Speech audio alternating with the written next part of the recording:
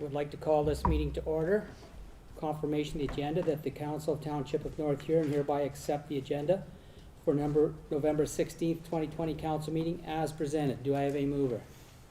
I have Kevin moving. I have Paul seconding. Questions, comments? Seeing none, I call the vote. All in favor? Carries. Disclosure of pecuniary interest. Seeing none, we shall move on. Public comments. This is an opportunity for anyone in the public would like to speak up for 2 minutes. You can come before the microphone and speak up for 2 minutes on any subject that's on tonight's agenda. It has to be on tonight's agenda. Is there anyone in the audience that would like to speak to anything on the agenda tonight? Not seeing anyone. We will move on. Consent agenda. That the Council of Township of North Huron hereby adopts consent agenda 5.1.1, and further the Council of Township of North Huron hereby receives consent items 5.1.2 to 5.3.6 for information. Do I have a mover? I have Anita moving. Seconder. I have Rick seconding. Would anybody like to pull anything out? Go ahead, Trevor. Yes, Reed Bailey, thank you very much. I wondered if, I know the township of East Kavraxia, hopefully I'm saying that right, I apologize if I'm not. Their letter as it relates to aggregate resources assessment, I'm wondering if at some point if the director of finance could provide us some feedback as it relates to potentially how MPAC assessing these types of things in our municipality could impact that at a future date, so we could at least understand whether we want to, send a letter of support regards to this letter or not.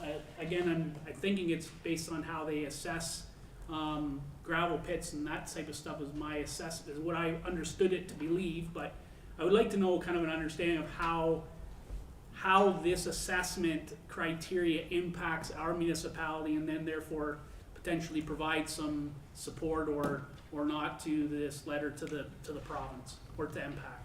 Is that okay from council's perspective? I don't know, I'm just asking, I guess. I see a lot of heads nodding yes, so if we can just have that down as for information. Thank you, Trevor. Go ahead, Anita. Yes, I would like to talk about 5.3.3, the letter from the City of Brantford about the ranked ballots, and if that would be something, ranked election, if that would be something that we have to support, because for a rural municipality it would be a very costly procedure if the province is forcing this up to us. Or maybe Carson can say something about that? Yeah, we're gonna let Carson speak to that first. Yep, through your worship to answer Councillor Van Henderson's question. So what you'll see there in agenda item 5.3.2 and 5.3.3 are resolutions passed by two different municipalities kind of who are opposed to the changes coming down with Bill 218 of the province, and Bill 218 actually gets rid of ranked ballots.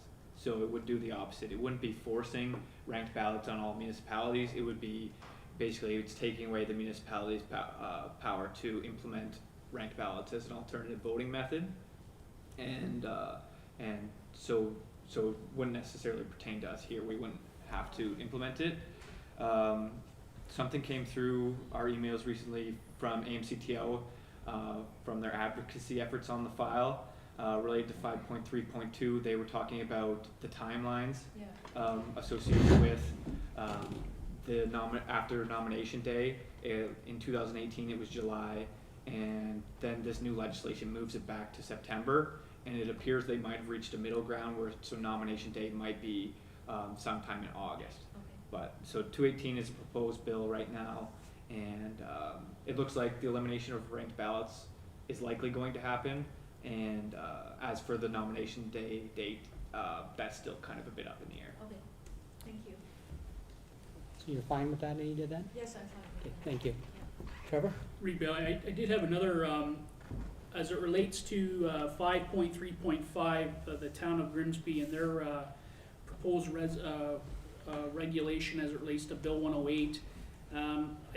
The way I interpret this bill is more to deal with, you know, the wanting, you know, municipalities' hometown have more say on what is in your, as a cultural or as what it relates to your municipality, as opposed to leaving these assessments up to the local tribunal council, where these could be in Toronto or Ottawa, making decisions on municipalities close to home. So, you know, I definitely also would like to see, you know, us as a municipality, send a letter of support as it relates to this 5.3.5, because I truly believe we as small and rural municipalities want to have more say as to what goes on locally in our municipality as it relates to these decisions, and not to somebody in Toronto or Ottawa, where in all due respect, some of them may not even know where North Huron is, let alone what is good for us. You know, obviously the planning statements and stuff have their needs, and we have planning people in our municipalities in Huron County that help us with these things. But, you know, being able to have homegrown municipalities say what is right for their municipality, in my point, is where we want to be in this world, and not necessarily dictated by somebody else. So I would hope we would support this 5.3.5 from the town of Grimsby, but I'll leave that up to the rest of the council to decide whether that's something they wish to have. Just gonna throw that out. Provide some more Yes. on that one as well. Carson's gonna, Yeah, so I'm just refreshing myself a little bit on the resolution that came in here, and so if I'm reading it correctly, basically what Bill 108 does is it takes stuff that would normally go to the Conservation Review Board, which is not necessarily local either, but it puts it in the hands of the LPAT, right? So what this is doing is basically decisions that were normally, where a report would come back to the from the Conservation Review Board for council to make that decision. In the heritage process, basically, that would be circumvented, and those matters would go to decision of the local planning appeal tribunal instead. So as Deputy Site alluded to, that's kind of where the diversion of decision making is occurring. So it's taking that, ultimately this decision resting with, if it's a heritage matter, resting with the local council, and moving it in some matters to the local planning appeal tribunal. go ahead, Anita. Yeah, I think the conservation authorities are having the same problems under the same act. They are very, very worried about this act, and that that they don't have to say anything anymore in local planning, environmental assessments, and public consultations. They're very worried that it will be bypassed, and I think I'm fully in support of Soder's motion that we should support this town of Grimsby in their efforts. I totally agree too. We don't have a motion though, it's just direction to staff, I believe, to send a letter. We should have a motion. Okay, a motion. So you have a motion on the floor right now. Oh. So you can deal with that motion, and then you could pass another one Okay. to support Town of Grimsby in agenda item 5.3.5. But first of all, I need a motion. I already have the motion for the other end, so I have to do it first before we can create a new motion. So is there anything else anybody would like to pull from that before we move forward? Not seeing any, I call the motion. All in favor? Carries. Trevor, would you like to make a motion? Yeah, Reeve, I'd like the council of the Township of North Huron to submit a letter of support on behalf of council to the Ontario government as it relates to the Town of Grimsby's resolution under 5.3.5 on the agenda. And Anita, you wanted to second Yes, that? please. Questions, comments, concerns from councilors? Not seeing any, I call the motion. All in favor? Carries. Okay. Number 6, public meetings, hearings, and delegations. We have some retirement presentations. We'd like to present Barb Black, the administrative assistant, deputy clerk, who we've all been so fond of for so many years, to come up. And I will do the same. I will put my mask on too, Barb. If you wouldn't mind coming up to the podium.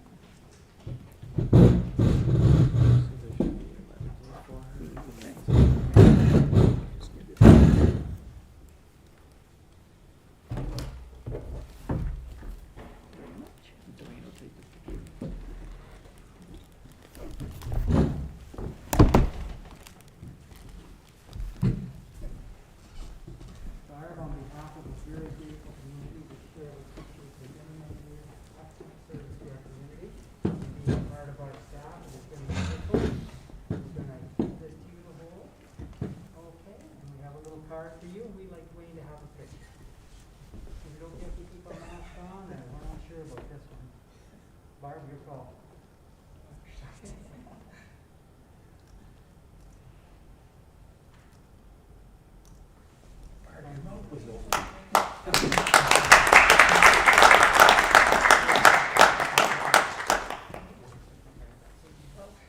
Did you want to say anything, or?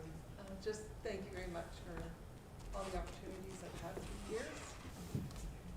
Wishing for God bless. Thank you very kindly. We are going to miss you. Thank you for everything.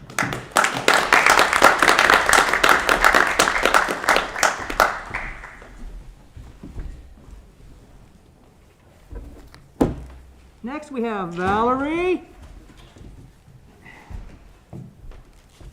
Valerie Watson, too, has been a very long time member of our staff. Very long time, too. Valerie, on behalf of the council and the town of North Huron, I'd like to present you with some flowers and this little card. We've appreciated all your efforts, even tonight. We have you on the agenda with some work you're doing, and we would like to get a picture of you. And I'll draw you later.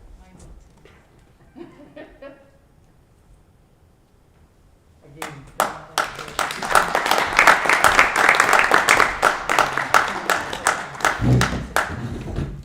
Would you like to say something? I would just like to thank you all for all the opportunities because you took a new grad in 1985 and let her work her way through everything and learn a lot of information, and you put a lot of faith in us, and we really appreciated it through all the years, so thank you all.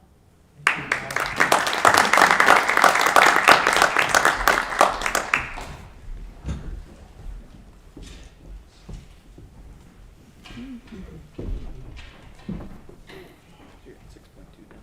6.2. 6.2, Bart Cameron and Malcolm McCollum, Westerio Inc., shareholders update. Gentlemen, if you wouldn't mind coming again up to the podium up here, we would appreciate it.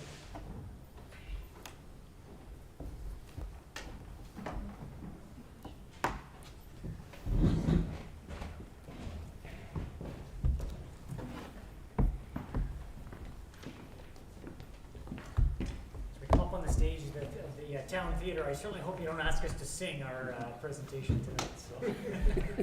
So your PowerPoint is pulled up there on the laptop if you just minimize out of that one. My name is Bart Cameron, so I am the director for North Huron. Haven't had an opportunity to meet some of you. I think the last time that we met I wasn't able to join. But we certainly are pleased tonight to be able to come and speak with you and share some of the information about Westerio Power, answer your questions. Certainly when I spoke with the CAO, it was generally around an update, come and have the opportunity to engage with you. So hopefully you've got some questions and had a chance to look at our material. But certainly on behalf of the team from Westerio, we do have several members here. They've had a tough go in the last 24 hours, so we're very fortunate to have some members of our senior team here. So certainly appreciate the opportunity from Reed Bailey and all the members of council. Would you like to Malcolm, our introduce? CFO. Would you like to introduce the people that made the trip today? I can. So Malcolm is our CFO. He's going to be presenting. We do have Shiraz as our Director of Engineering. We've got Bill, that is our Customer Care Manager, and Tracy Vaness is our Senior EA with the team and our Human Resources Manager. Thank you, Bart. Unfortunately, I can't find the slide. Sorry about that. Oh, that's all right.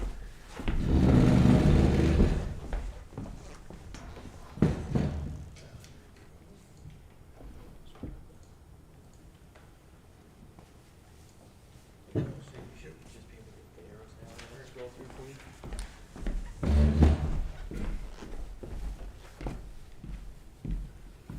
Thank you, Mayor and Council, for this invitation. I know it's probably been some time since we've had the opportunity to do this for you, so we really appreciate this.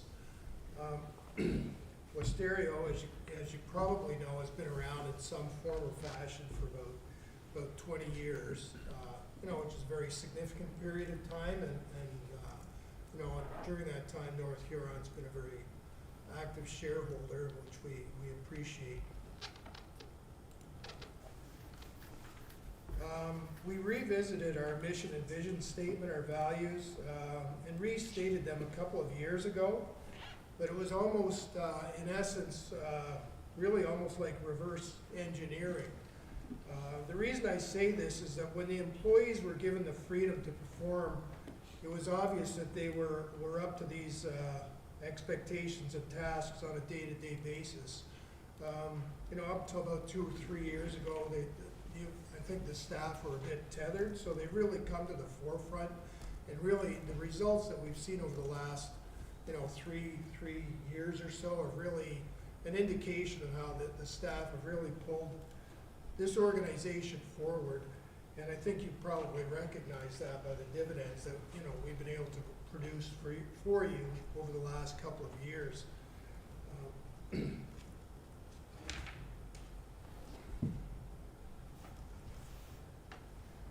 As you can see, and you probably are aware, North Huron has about a 7.71% share of Wisterio.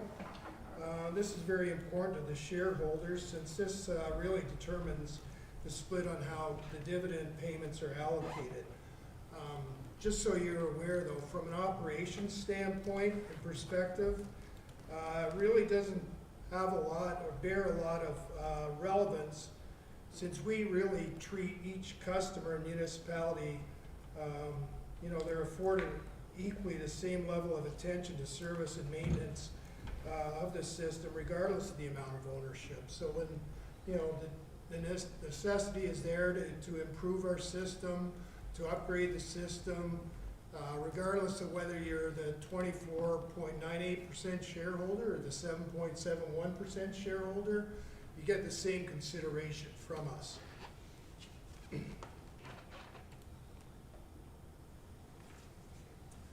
This is a map of our service territory, which is very unique. Our service area is widely dispersed, and our travel time between service areas sometimes adds to the cost. But our recent results have proven that we are, you know, very effective and efficient once we're on site doing some work. The OEB does rate LDCs on a cost performance basis. Wisterio is considered average. You know, but again, Wisterio's distributed service area is very unique. I think we're the only LDC in Ontario that can say that we've got 15 municipalities so widespread that we need to service. And the OEB does not take that into account when they do their rankings and ratings. So, you know, given that, I'd say we were probably above average.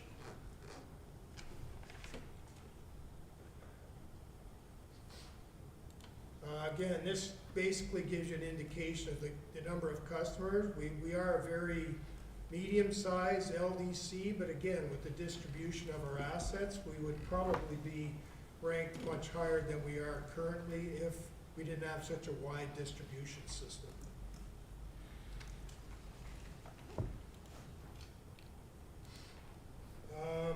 From your perspective, this, you know, is fairly important. I guess the really part to note in here is that, you know, the director, which is Bart, exercises his or her duty of care and good faith and on the best interest of the corporation. And I know sometimes it's probably a little difficult for some directors to be able to separate the municipality that they represent from the corporate interest, but that is really the fiduciary expectation, is to consider what's best for all of the customers within our territory, not just to consider those that are within this specific area that, you know, we're talking about today.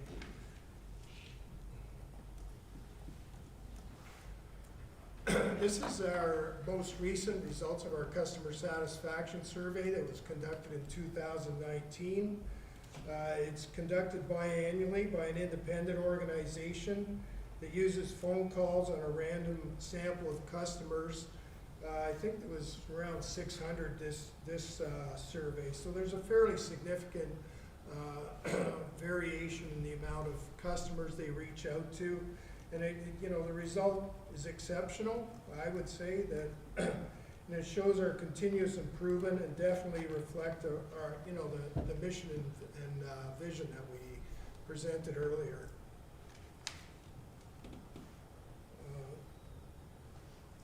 This slide, again, indicates, you know, a fairly representative distribution of a normal electricity bill. It's about $212 in total. The orange section, it's around $29, is actually the revenue and that comes directly to Asterio. All of the other costs are really the cost of generating and distributing and managing the electricity that's produced in Ontario. The $29 is what we use to, you know, pay our employees, maintain the system, upgrade the capital, and keep it in the system in a position that's really the best for our customer base.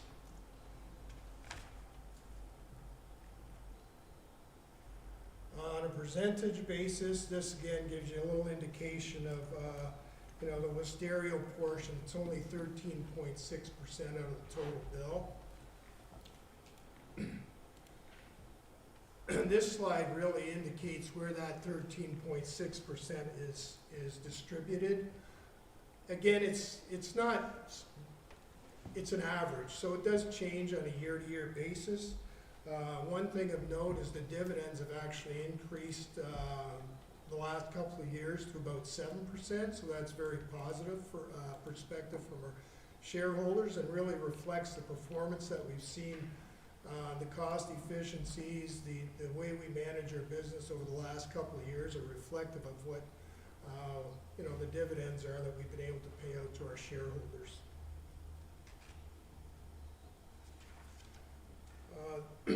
This is a 10-year mapping of what the dividends have that we've paid out from 2010 to 2019 to North Huron.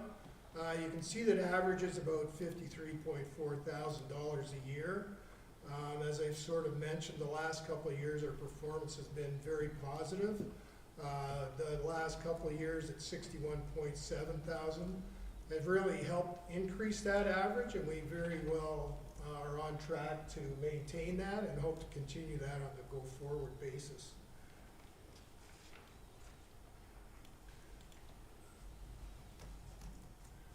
This is what we plan on doing on a future perspective. It really is a reflection of what we've seen over the last couple of years. We plan on keeping up with our upgrades, maintaining and improving the reliability of our system, and supporting community growth and development. This year, that planned community growth and development hasn't really transpired the way we expected to due to the pandemic. But we do think that once people get their feet grounded and a good handle on what needs to be done during this pandemic, that we will expect to see that growth continue. The last couple of years, it's been very extensive. We expect that to continue into the future. The next 2 points are critical to our success and denote the need to invest in upgrades to our technology and to keep pace with state-of-the-art enhancements. It's one thing where we have lagged a little bit is on current technology on some of our systems, but we've managed to recognize efficiency and productivity gains just by initiatives by our employees to manage and change the systems that we've had for reporting. And you know, the results have shown that.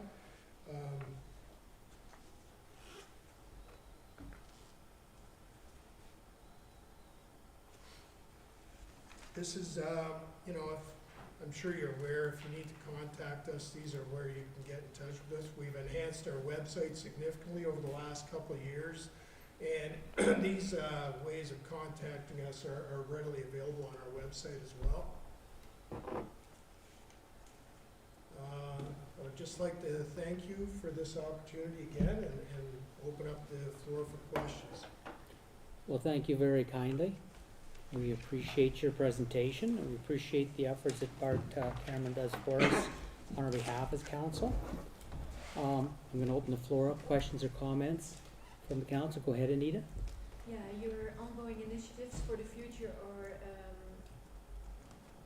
supporting community growth, is that within the communities you have, or are you expanding your borders? Like, Wingham is a West Area As it customer. stands today, it's really within the communities that we currently have. There is a process, since we are, I guess, engulfed by Hydro One, it's a little bit of a difficult process to expand our process beyond, our processes and properties beyond the current borders.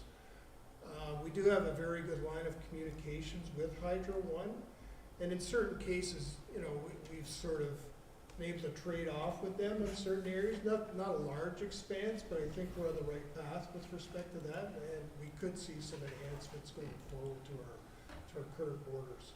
Yeah, I think that would be very interesting because your cost model for electricity and delivery is way different than Hydro One's. Hydro One's electricity is way, so I would really like it.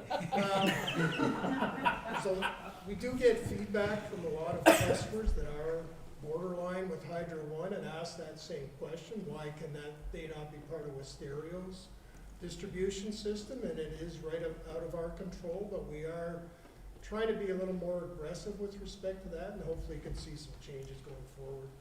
That would be really good. Just as a follow-up to that, and then I'll go over to Kevin. It might have been 2 years ago now when we first started our venture down, chasing down Hutton Heights, which is just outside of your territory, but it's inside of North Huron, who owns part of Westerio. And if she was maybe thinking along the lines I am now, that we did reach out to you to see if you could service that part. And I believe at the time it was no, Hydro One was not willing to give that area up, but we would like to revisit that because that's going to be a go as of next year. We're running about a year behind on it, but it is going to be a go, and your predecessor, I believe I talked to about servicing that, so we'll probably come back one more time to see if you could service that, only because we get dividends, okay? It is a long process to do, but no, I definitely we would entertain that for sure. Thank you very kindly. Kevin? Thank you, through you, Reeve. My question is under the identifying growth opportunities and continuously engaging our team. With the Canada's projection of for the next 10 years of having 10% of the automobiles in the world in Canada being electric by 2030, 10 years isn't very far off. I just wonder if it's in your peripheral vision, and if you have any ways of collaborating with your stakeholders in those different communities to provide that infrastructure for. Well, interestingly enough, we have reached out to a couple of providers of charging stations, and there is some opportunity to get some government assistance with respect to that. I have tabled it, but I think recent activity may help support that move forward. So I think it is something definitely that we should consider doing. As I said, we've sort of done a high level look at it. But it is on our radar, and definitely something that I think we should move forward with. It's a matter of getting, I guess, shareholder and board approval. So it's something that we need to table probably within the next 6 months or so. If I could just add something to help complement, those type of creative ideas, Westero can definitely play a role in that. It's something on the charging stations, there's many people to help contribute to it, but I think the team's doing a great job at looking at ideas, figuring out if there's a path to generate some revenue for the company, which in turn generates positive impact in the communities. There is an opportunity with some of the grants that are available through the federal government to expand that even beyond the territories that we serve now, which I think would be a much benefit to the organization as a whole. It's always been a gray area in that conversation as to who's responsible for paying for that energy usage.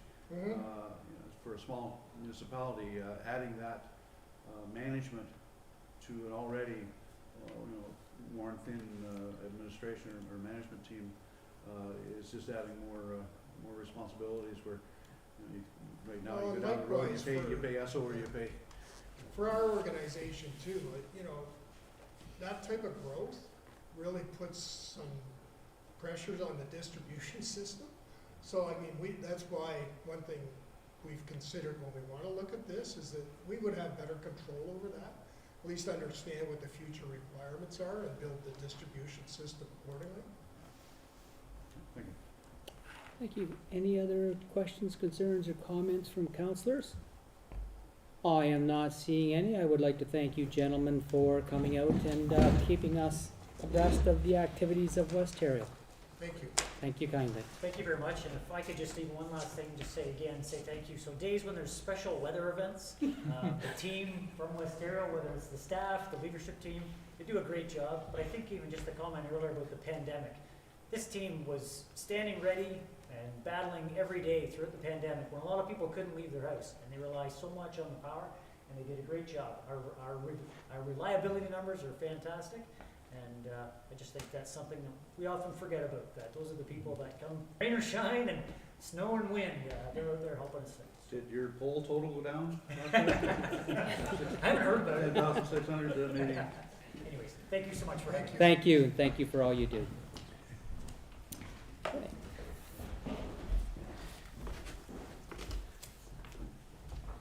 So reports, clerk's report, 7.1, 7.1.1. Schedule for regular meetings of council. Cameron, I'm gonna let you talk to that. Carson, sorry, I'm gonna let you talk to that before I get a mover. Sure. Thank you, Your Worship. So, as council is familiar, basically around this time every year, the clerk's department brings a report forward requesting approval of the regular council meeting schedule for the following year. So as set out in section 5.3 of the procedure bylaw, regular council meetings are to be held on the first and third Monday of every month, commencing at 6 and finishing at 10 unless otherwise ordered by a special motion of council. And then, as council's familiar with, when a meeting falls on a statutory holiday, it's moved to the following Tuesday. In the past, the schedule has been designed around municipal conferences and also to accommodate for budget meetings. So as council will have seen in the report, the tentative dates of the 4 major conferences that North Huron usually has representation at each year. Of course, as noted in the report, these details are subject to change as a result of the COVID-19 pandemic. As of right now, it's looking like the majority of conferences are moving towards a virtual platform though. The other piece to note there is, so the first budget meeting is scheduled for Thursday, December 10th at 9 a.m. And basically, should a second meeting be required, we're looking to have that second meeting sometime in early January, and then by all means, we should be in good shape to pass the budget by end of January. So as council have seen in the report, the structure that was developed is the exact same structure we used in 2020, with 1 meeting in January and 1 meeting in August, and then 2 meetings throughout the rest of the months, with either on the first and third Monday of the month or the Tuesday to accommodate holidays. So if council is in favor of approving this proposed schedule, the clerk's department will post notice of this on the township's website, and this will be the set schedule for 2021 meetings. Thank you, Carson.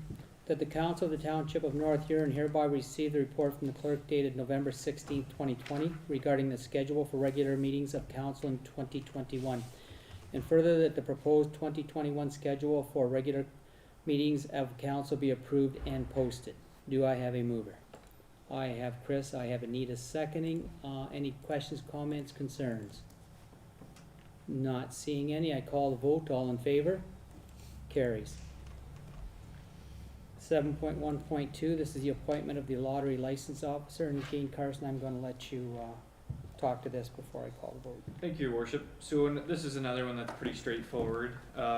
As council's aware, the CAO brought a staff report regarding a front office restructuring proposal in October, with the announced retirement of the administrative assistant deputy clerk. As part of this proposal, basically the clerk's administrative assistant job would be created, and the administrative assistant deputy clerk's job would be eliminated. So now that that restructuring has taken effect as of today, it's now prudent that council needs to address the lottery licensing officer signing authority. So basically, the purpose of this report is to see, staff are seeking council's permission to pass an updated bylaw for lottery license officers, which would remove the administrative assistant deputy clerk and would add the clerk's administrative assistant. So lottery license officer is a statutory function of the clerk's department, and staff are desirous of keeping it in the clerk's department. So in order to make this change and align with the previously approved job description of council, for the clerk's administrative assistant, we're looking to adopt a new bylaw. So a draft bylaw was attached to the report, and as mentioned already, basically it would make that one change of removing the administrative assistant deputy clerk and adding the clerk's administrative assistant, and then all other signing authority related to the restructuring of the front office has been dealt with after this change has been made. Thank you, Carson. That the Council of the Township of North Huron hereby receives a report from the clerk dated November 16th, 2020 regarding the appointment of lottery license officers for information purposes. And further, that the council hereby appoints the clerk and the clerk's administrative assistant and the Public Works Department administrative assistant as the lottery license officers for the Township of North Huron. And further, that the council deems the adoption of bylaw number 75-2020 being a bylaw to appoint lottery license officers for the Township of North Huron to be an administrative and approval for exception under section 19.1 of the procedure bylaw to allow for bylaw number 75-2020 to be adopted at the November 16th, 2020 regular council meeting. Do I have a mover? I have Rick moving. I have Paul seconding. Questions? Go ahead, Trevor. Just want to clarify, by putting these roles as the appointments, it's not tied to an individual, is that correct? That's correct. Okay, thank you. Any other questions, comments? Seeing none, I call the motion. All in favor? Carries. 7.3.1, request to repeal the heritage designation of 104 Patrick Street, East Wingham. Again, Carson, I'm going to let you speak to this before I call for movers. Thank you, Your Worship. So under the Ontario Heritage Act, municipalities can designate and de-designate properties, and specifically Section 32(1) of the Ontario Heritage Act provides that an owner of a property that's designated under the Ontario Heritage Act can apply to council requesting that the heritage designating bylaw or part thereof be repealed. So on October 28th, Joanne Workman, who's the executor for the property owner at 104 Patrick Street, East Wingham, which is a designated property in North Huron, has submitted a request to repeal the heritage designation. And so the purpose of this report is staff are seeking direction on how council wants to deal with that heritage designation. So just as some legislative context, so under the Ontario Heritage Act, there's a legislative process to be followed. So council, after consultation with its municipal heritage committee, where there is one, and so council, North Huron does not have one, shall consider the application, and within 90 days of receipt of the request shall either refuse the application or consent to the application and cause notice of the intention to repeal the bylaw to be served on the property owner, the Ontario Heritage Trust, and published in the publish a notice of intention in the newspaper of general circulation in the municipality. So a similar process as what we just went through with the armory. So if council was desirous of consenting to this application, myself as the clerk would put that notice out and serve that on the Ontario Heritage Trust and the property owner. So if council were to refuse the application, the owner has the ability to, within 30 days after receipt of the notice, apply to council for a hearing before the Conservation Review Board. And but where council consents to the application, basically anyone has the ability to appeal that notice and submit a notice of objection to the township. So if a hearing at the Conservation Review Board was required, basically the Conservation Review Board would prepare a report. The report would come back to council for council's consideration, and then council would ultimately make the final decision. As noted in the report, where council refuses an application, the property owner is not eligible to reapply for the heritage designation to be removed within that same 12-month period unless receiving council consent. So as I mentioned already, Joanne Workman has submitted a request to repeal the heritage designation, and basically, as described in the letter that was submitted, that was attached to the report, the reason for this request is to allow for the repair and maintenance to occur to return the house to a suitable structure. And Ms. Workman notes that by allowing the heritage designation to be removed, it would allow a prospective buyer to incorporate numerous modern updates to improve the house's efficiency and would encourage a prospective buyer to return the stately structure into the grand home it should be. So Ms. Workman has been invited to attend the council meeting, and I'm not sure if she's here tonight, but, oh, yep, so she's here. So after I've kind of gone through the historical context here, if she wants to add to the reasons for her request, or if council requires clarification on why the request and why they should consider granting the request, she is available, it looks like. So just for council's information, some historical background on this heritage designation. So it was designated a property within the municipality to be of value and interest through bylaw 1748 of 1983 of the town of Wingham, and it specifically states that the bylaw specifically states that the property was deemed to be of historic and architectural value and interest, and that bylaw was attached to the report for council's information. The important thing to point out, so the bylaw states that section 33 of the Heritage Act, which is the section that deals with making alterations to the property, shall only apply to the exterior of the building. So basically, the heritage designation is only for the exterior of the building, and the heritage designation for 104 Patrick Street East does not prevent any interior alterations from occurring. As for the reasons for the original heritage designation, the notice that was served on the Ontario Heritage Trust in October 1983 notes that the property was built, or the house was built in 1883, and the house is one of the best examples of residential construction of locally made brick combined with elaborate gable decoration of fretwork pine barge board. So that's the historical context of the designation. So at this time, we're seeking direction from council as to whether council wishes to refuse the application or consent to the application and kickstart the process for repealing the heritage designation. So as I mentioned, Ms. Workman is here tonight, so I guess now would be the opportunity to speak before council if you wanted to make any comments on your request.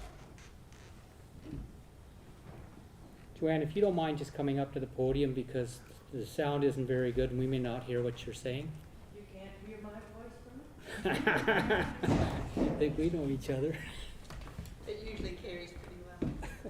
Thank you, council, for allowing us to apply for the de-heritage of it. So Diane passed away in October, and we have worked very hard to get the house cleaned up. And we have a very interested buyer from Toronto who is very artistic. He certainly appreciates the structure of the house and certainly plans on doing an awful lot of work himself to reestablish the house.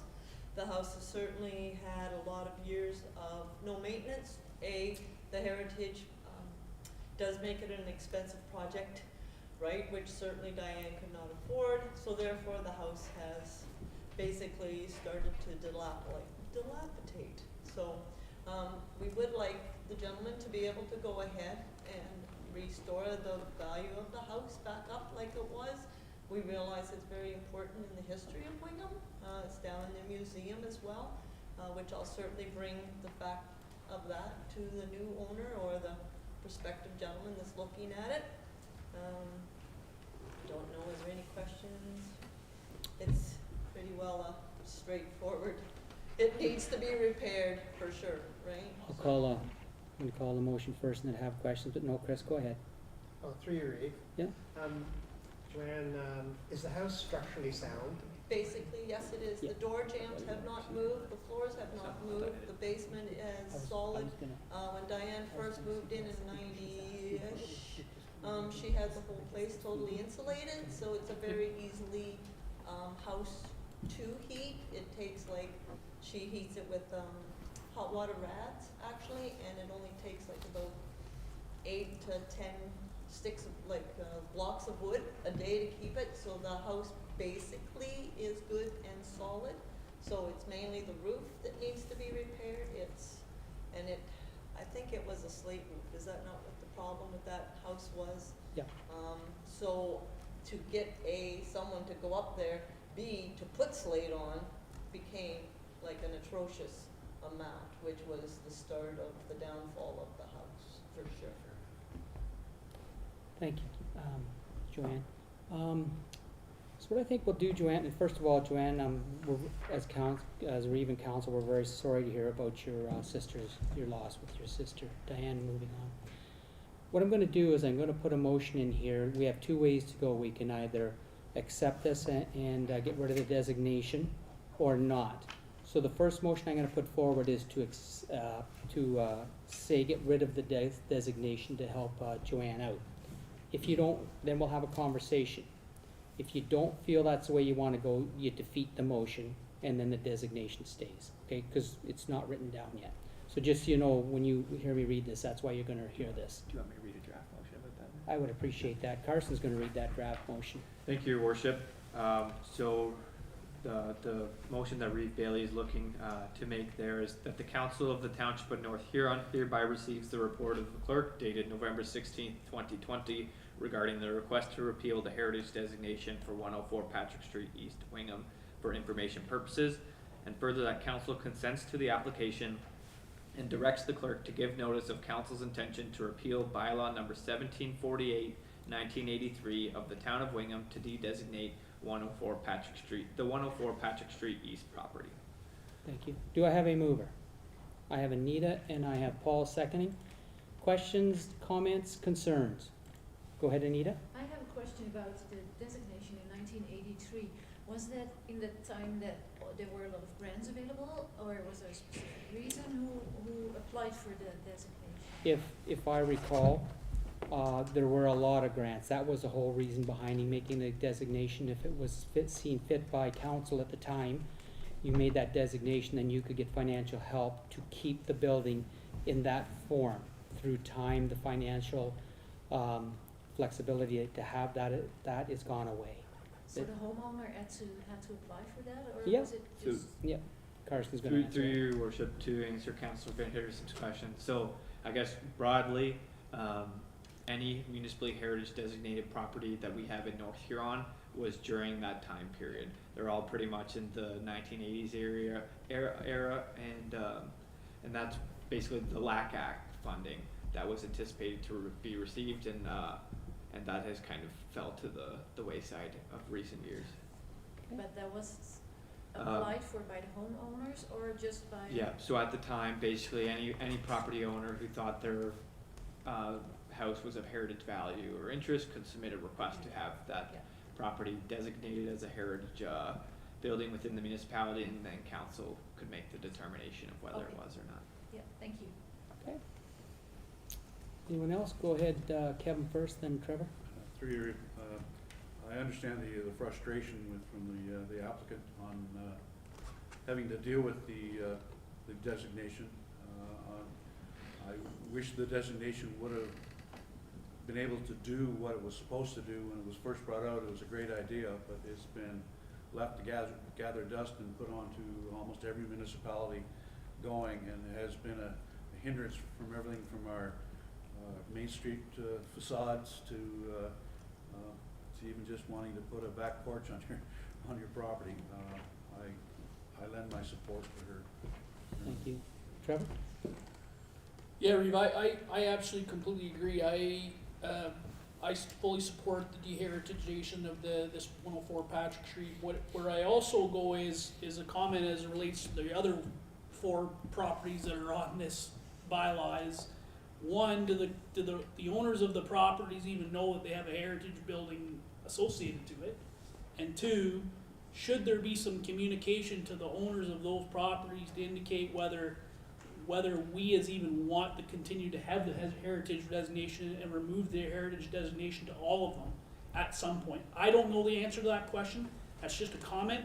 The concern I have is that anytime somebody potentially wants to sell their house and that's on it, potentially could cause more problems than good, and therefore they're gonna be coming here to request deheritization. So if we could remove them all at one time, in my mind, it only made sense, but I would not wanna do that without the owners of the properties knowing and providing feedback as to whether they would like that to happen.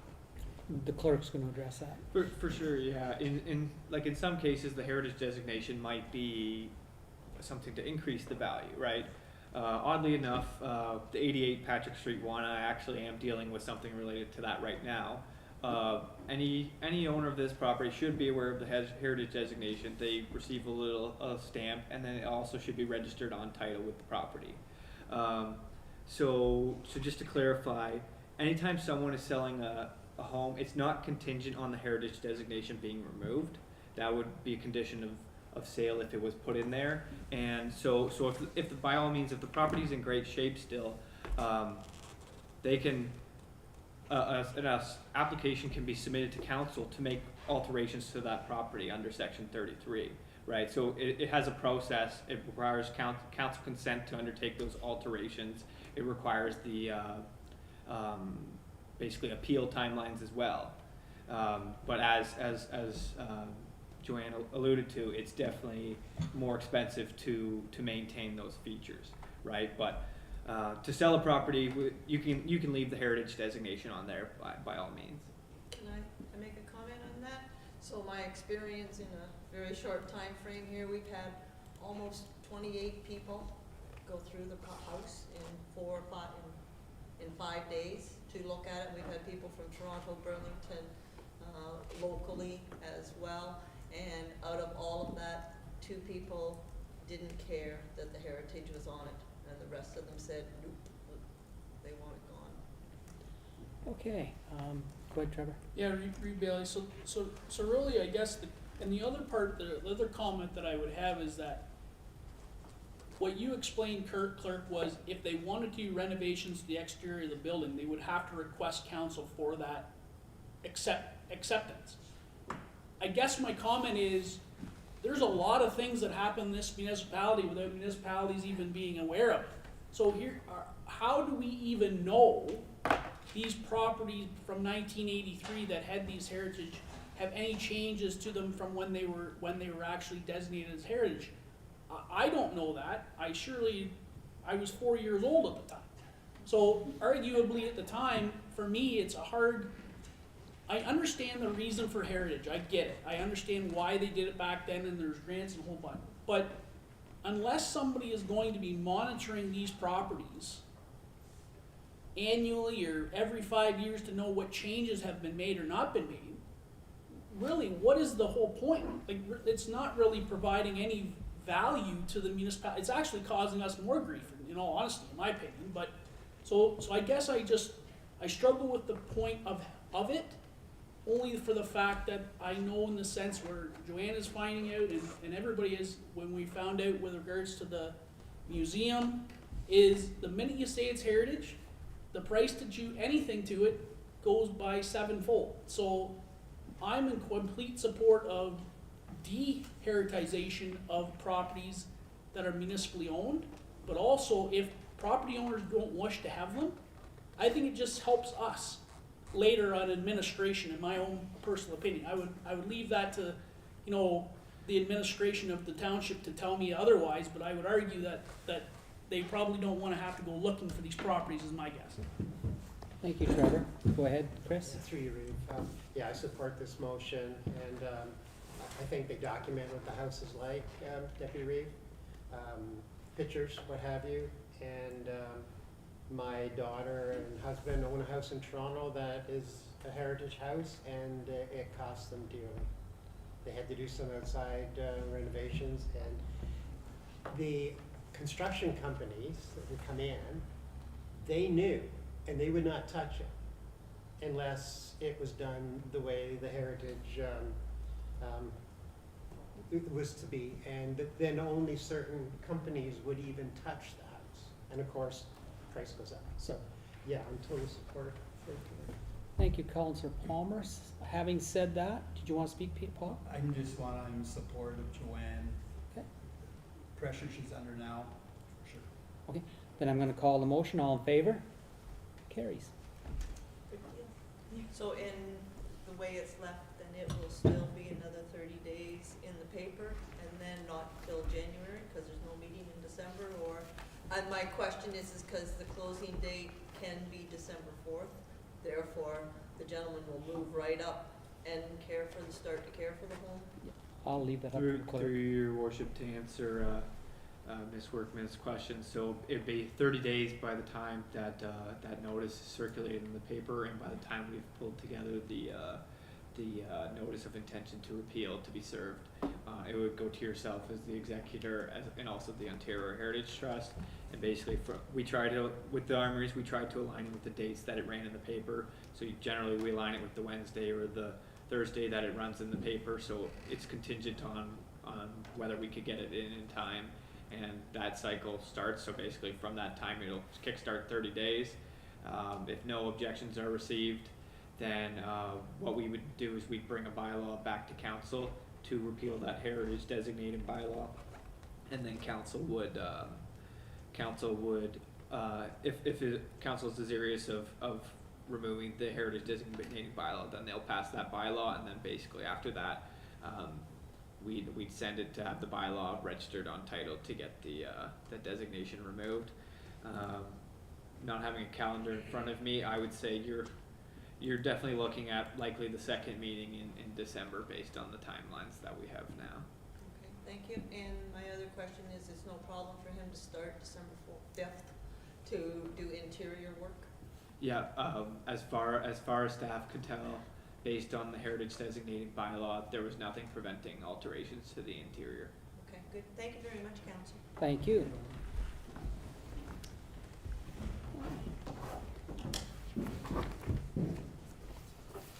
Next is Finance Department, 7.2.1 draft fees and charges bylaw. I'm gonna get Donna to speak to this before I ask for a mover and a seconder. Donna here? There she is. Thanks, Donna. Thank you, Reeve Bailey. So, as part of our budget process, then the rates and fees are an integral part of that. So as we work away on the 2021 budget, we need to get the fees sorted out so we can continue. One of the things I just wanted to note is, so one of the challenges we've had, and that we're getting pretty close for this year, is we wanted to get the whole, the bylaw is 27 pages, and so we're trying to get it all into one sort of template. So we still have some formatting issues, but by the time we head for a bylaw this year, we'll have all that worked out, and so hopefully in the future that will make it much easier for us to be able to do some comparisons and be able to allow the other departments to take a look at their fees all in a standard template. So, as you know, the recommendations for the fees and bylaws take into consideration the cost to provide services, inflation, and rates and fees charged by other municipalities. And HST is added where it's applicable. So the fees have been increased by CPI, which is 0.6%, and that is from September to September. And in most cases, they've been rounded to make it easier for cash handling and making change. Additionally, some adjustments have been made by departments to keep in line with neighboring municipalities and reflect the additional cost to provide services. So for example, the recreation fees have been adjusted to recover the cost of recreation software and their online costs. So because the recreation schedule is 7 pages long, what I did to try to make it a little bit easier for you was I did put a column out to the right of what the 2020 fee was so that you could see the difference, because that had one of the biggest changes by adding these extra costs rather than just an inflationary cost. So that's why I wanted to make sure that you could see that easily. For those schedules with no changes, then it was determined that the fees are satisfactory. So as council is aware, there are a number of residents from neighboring municipalities who access our services, and in most cases, they pay the same rate as the North Huron ratepayers. So therefore, financial deficits to provide the services are borne by the North Huron ratepayers. So as outlined in the report here, that as part of cost recovery initiatives, we've calculated out non-resident fees for council's consideration. So where the non-resident fees are applicable, they have been included in the schedules, and we just wanted to note though that non-resident fees wouldn't apply to all departments. An example would be the building department, because only the building department only issues fees to properties in North Huron, so there wouldn't be anything there. So as I said, we've noted on the next page of the report, it goes through schedule by schedule, if there was a change that was noted and how that was arrived at. For, again, just to note that Schedule G, the planning fees, that's a 2% increase, and that was adopted by the County of Huron. And again, I've noted that the Recreation Department, it did increase their fees to recoup the recreation software and the online prices. Schedule J, as you know, it relates to the water and wastewater, and the rate increase of 7.1% was previously approved by council as part of a 5-year rate study, along with the recovery of the Belgrave water costs, which are billed by Morris Turnbull. So, as I said, we've noted where there were no changes, and those that were increased by CPI, and those that were increased for other reasons. So, I'll open it up for questions, and we can go from there. I think I'll read the bylaw first, or do you want to do questions first, Trevor? You do what you, I think I'd like to do, role, Reeve. I think I'd like to do the bylaw first. Okay, the Council of Township of North Huron hereby receives the 2021 draft fees and charges bylaw for information purposes, and further the staff be directed to prepare the bylaw adopting the 2021 fees and charges for the December 7th, 2020 council meeting. Do I have a mover? Trevor moves. Do I have a seconder? Rick seconds. Okay, Trevor, go ahead. Yes, thank you, Reed. The only question that I have, and it pertains to COVID-19 and the municipal daycare, is I was under the impression that unless it changed, that the provincial government did not allow you to make changes to increase your fees at all. So I was under the impression that the province made those, that you could not increase your fees at all during the pandemic. My understanding through you is that that was when we reopened. We couldn't reopen raising our fees in June or July when we were approved to reopen, but there has been no further comments on raising the fees once we've reopened and we've been back in service. Okay. I would just make, I guess what I'm saying is, the fact that it's a provincial guideline, I would very much want to confirm that before we put a fees and charges bylaw and it says we're raising fees, at least for that particular pace. That's understandable. Go ahead, Kevin. Through you, Reed. I know this question is going to be somewhat unattainable for an answer, but I'll ask it anyway. Has there ever been an exercise done to realize some kind of a benchmark of how much the municipality is paying for, as residents, for our facilities, that we would know how much of our tax base is going for subsidies for other municipalities? Like, you know, this is what it costs us, but this is what it really costs us, but all these people are getting this much money free because we don't charge for because it's coming off our taxes. Just so that we would know a benchmark of how much we're actually losing to our neighboring municipalities that use our facilities, so that we know these numbers are in line, so that we don't have to go back again in another 2 years and raise everything back up because they weren't enough, or maybe this was extravagant, or just to be fair, if we knew, because we know, say with our water rates that are charged to us by North Turnbury, they just divide it all up and equal pay, so everyone pays the same. Well, we're not doing that with our fees here, so, but it would be nice to know that what do they really cost us and how much we were actually, because a lot of people didn't know that we were subsidizing our water in Belgrave. You know, by the wing, we're paying for Belgrave's water to bring the bill down. I'd like to know those numbers as it pertain to what it really costs our taxpayers and how much they're actually losing. I know that's a monumental task, but I just, that was just my question. I don't know whether there's an answer for it or not.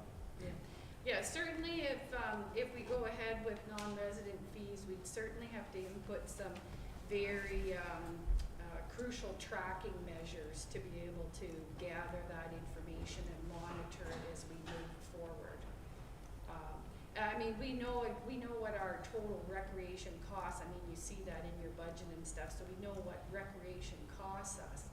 But to know how much of that at this day is how many non-residents that we have using our facilities, that is something that our new recreation software, we're working with them to make sure they can track it. But as for today, to get these fees passed, we don't know that answer. So just as a follow-up,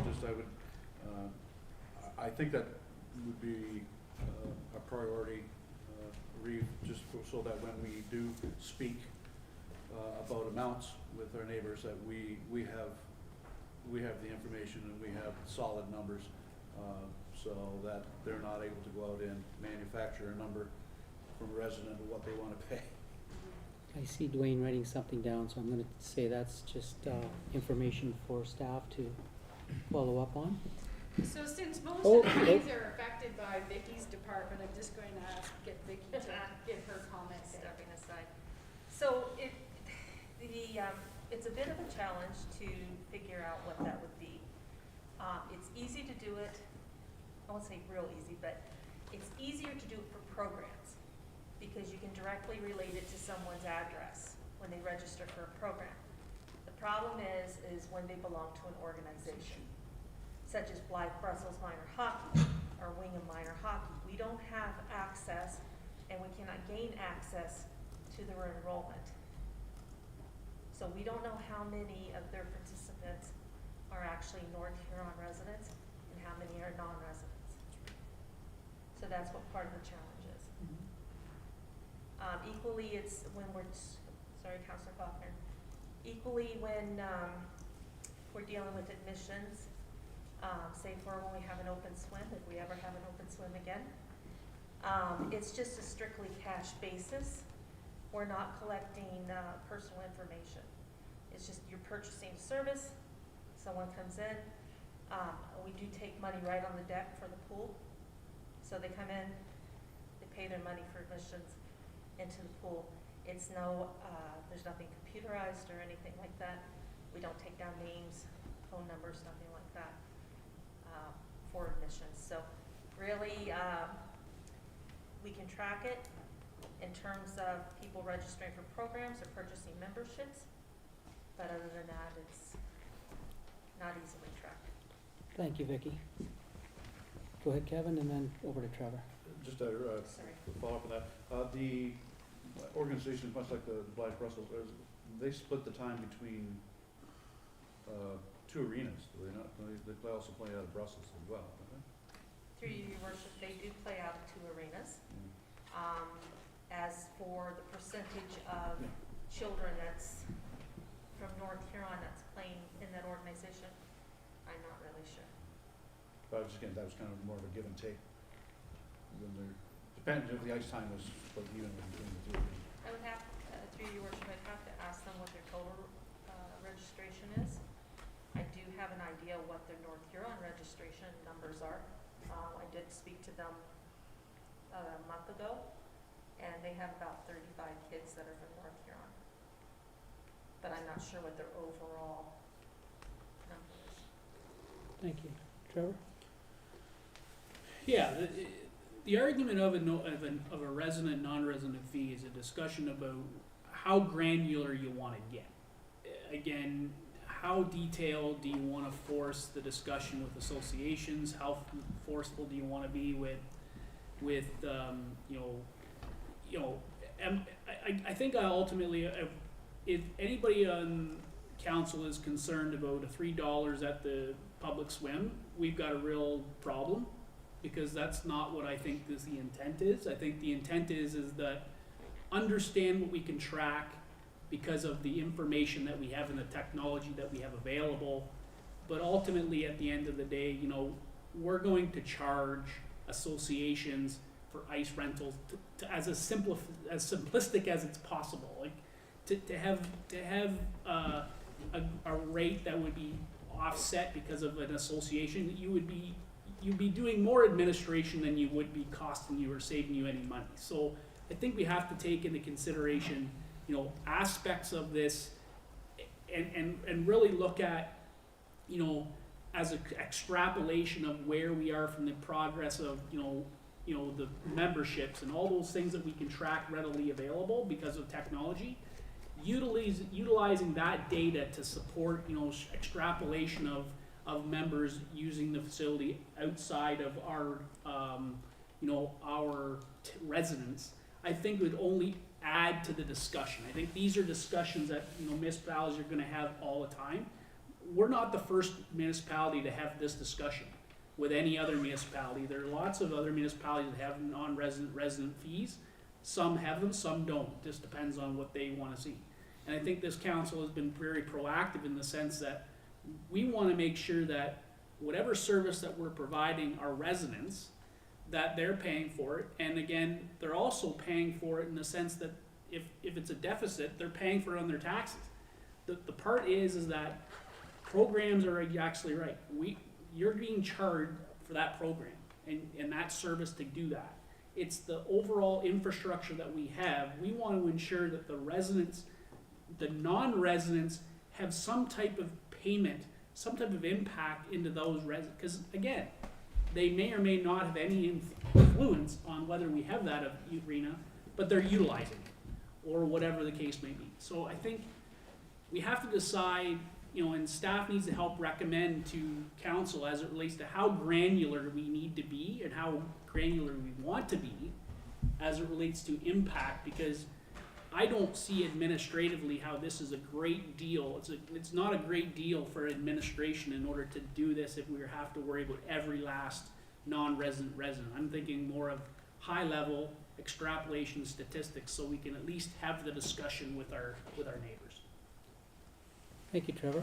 I want to jump in on something. Can we turn to Schedule N, Bylaw XX 2021? And Donna, I'm going to take a bit of leap down memory lane here, and you can correct me if I'm wrong. It's the development charges. So I believe when I was at council last time, we brought development charges in. A house is a house, a barn is a barn, a commercial building's a commercial building. And when we've been speaking in public about this, we always refer back to $4,000, $5,000. Can you explain to me why we have 3 separate costings for development? So if I did a single or semi-detached in Wingham, I'm gonna pay $5,400. If I do the same building in Blythe, it's $2,700. If I do the same one in East Wawanosh, it's $1,700. But I am putting up the same building. And when it comes to water and sewer, if there's water and sewer, I do pay for water and sewer to Wingham and Blythe. I understand not East Wawanosh, but that's a separate issue because you got to pay for it whether you put a septic tank in or whether you put. So can somebody explain to me how this ended up being 3 different ones? I can. So development charges are very specific, and water and sewer is included where applicable. So when you do development charges, you just don't say, well, I'm gonna put a water development charge in.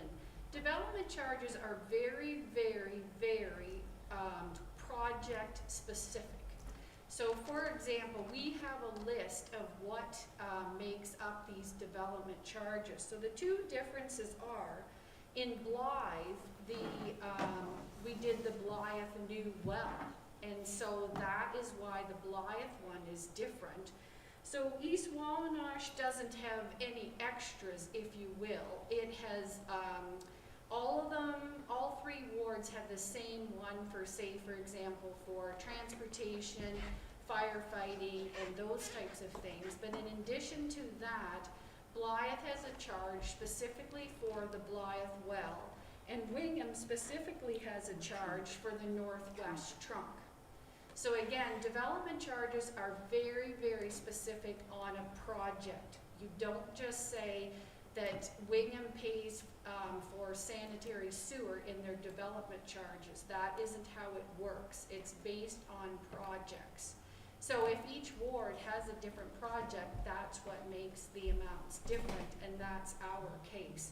Meaning the Northwest Trunk for Wingham and the Blythe well for Blythe, and then East Wawanosh doesn't have either of those projects because they're specific, and it doesn't have another project over and above the base project. So that's why the difference. So I'm gonna follow up with that, and I hope I do this right, and correct me if I'm wrong. So this is because we're in a ward system. There's 3 separate wards. So if we weren't 3 separate wards, if we were just one, and looking at this from a business point of view, money coming into my pocket, if we were all one community, like Central Huron just did, they got rid of the ward system. This is money coming in. If we were all one, then we could take the 3 of those and we could total them and divide by 3, and that's where we should end up, because now we're all one? No, it's specific to the project again. So when the Northwest Sewer project was laid out, all the costs were associated with that project, and it was figured out how much you could charge for that project. And it was the same with the Blythe well. It was based on the cost of the Blythe well. And so then that is the amount that it was calculated out how much you could collect for the Blythe well. If, I don't know how you would roll it into one, like all 3 wards pay the projects that affect all 3 wards. So say, for example, part of the development charges is for firefighter equipment, which all 3 wards have access to. So the firefighter portion of the development charges is the same for all 3 wards because it's all the same project. But when it's a specific project related, you have to figure out the cost, and then that is the amount that's collected for that, and it doesn't have to do with any of the other sewer or facilities that we have in North Huron. So I just want to follow up with one last thing then, and then Trevor has a question for you. So just to follow up. So we're building 100 new houses in East Wawanosh. We're bringing the water and sewer at great cost from Wingham to East Wawanosh. Again, remember, all I'm interested in is getting the most bang for my buck. Are we going to end up with only getting $1,700 a house in East Wawanosh because the water's coming from Wingham, which is the $5,000 one? I'm not asking to take anything down. From a business point of view, I'm asking to go up. Right. So Does everybody understand that? I'm just saying, if we got 100 new houses coming along in East Wawanosh, why are we charging $1,795 when we could be charging $5,400? Is there someone we can talk to about that, or can you explain that to me? Yeah, so the development charges, again, when we put the development charges in, Hutton Heights wasn't in the picture. And so therefore, it is not built into our current development charges. So as we move forward to, our development charges are up for review in 2021. And so as part of that process, then we have to come up with new projects and pricing that we want to include in our development charges. So that will definitely be a topic of discussion for our new development charges as part of our 5-year review in 2021. Okay. Yeah. So just for reference, so the development charges bylaw is up for renewal in around September or October of next year. Sweet. And so I believe Donna has already started to engage with BM Ross on preparations of that study. Thank you. Thank you. Go ahead, Trevor. Yeah, it's just more of a comment. I look at, I think of development charges and the way it's interpreted as the same as area rating. When you talk about, area rating, Wingham Police was bared by the Wingham people. The North Trunk is bared by Wingham Development because only Wingham Development is going to be utilizing the North Trunk. Somebody in Blythe is not going to be utilizing the North Trunk. That I think of it that way. It doesn't necessarily mean it's the right way to think about it. I'm just saying that's one of the ways that we. But again, you're absolutely correct, Reeve. I think that when we did when the development charges came into play, the previous council had no vision about Hutton Heights at all because they were absolutely scared about the $2 million of getting water out to there. So, this is a perfect opportunity to talk about, when that bylaw comes up, about what projects are going to be encompassing of these development charges and charge accordingly. Again, the municipality doesn't bear these costs. The bearer of the cost is the property who's building the property. Yeah. So we develop those charges. It's always the discussion is if we make them too high, are we gonna defer development? Yeah. And there's lots of people who would say, no, it doesn't, and there's others that say it does. So there's arguments on both ways. So that would be my comment. Thank you kindly. Go ahead, Chris. Yeah, through you, Rafe. It's only fair to assume that when Hutton Heights is up and going, it would have to be part of the Wingham trunk. It would have to be. That's where the water's coming from. As for any other house being, Anita's building a house. Maybe you didn't know that. Anyway, she is, and there's no way you could, it's gonna be costing $1,700-ish for her development. It wouldn't be fair to put an average of Hutton Heights and the rest of East Walnash together. It wouldn't make sense. But Hutton Heights has to be separated off with the Wingham trunk. Be happy because in Morris, in Blythe, in Belgrave, we had to pay over $7,000 for water. That was our development costs. Yes. 7,000. And then put in a septic system. Mhm. So this is cheap. I shouldn't say that. I'm Oh, saying actually it plain is. cheap, but it can cost more. Okay, that's a discussion that will come up at next year. Donna and Paul, did you have something? Yes. Yeah. Yes. On the charges here, it looks like you're looking at about 25%, right? The cost for the non-resident. Do you feel that's going to, like this back to I guess I'm hitting in the swimming area there. Do you think that's going to affect, do you think that is going to affect 25%? Is it going to stay like that or is it going to go up? You know what I mean? Utilizing? Well, I can start, yeah. So when you implement non-resident fees, the first year or two, you have to expect a decline in users. Because that's just the way it is. Normally, they come back, but you do have to prepare yourself and budget for that accordingly.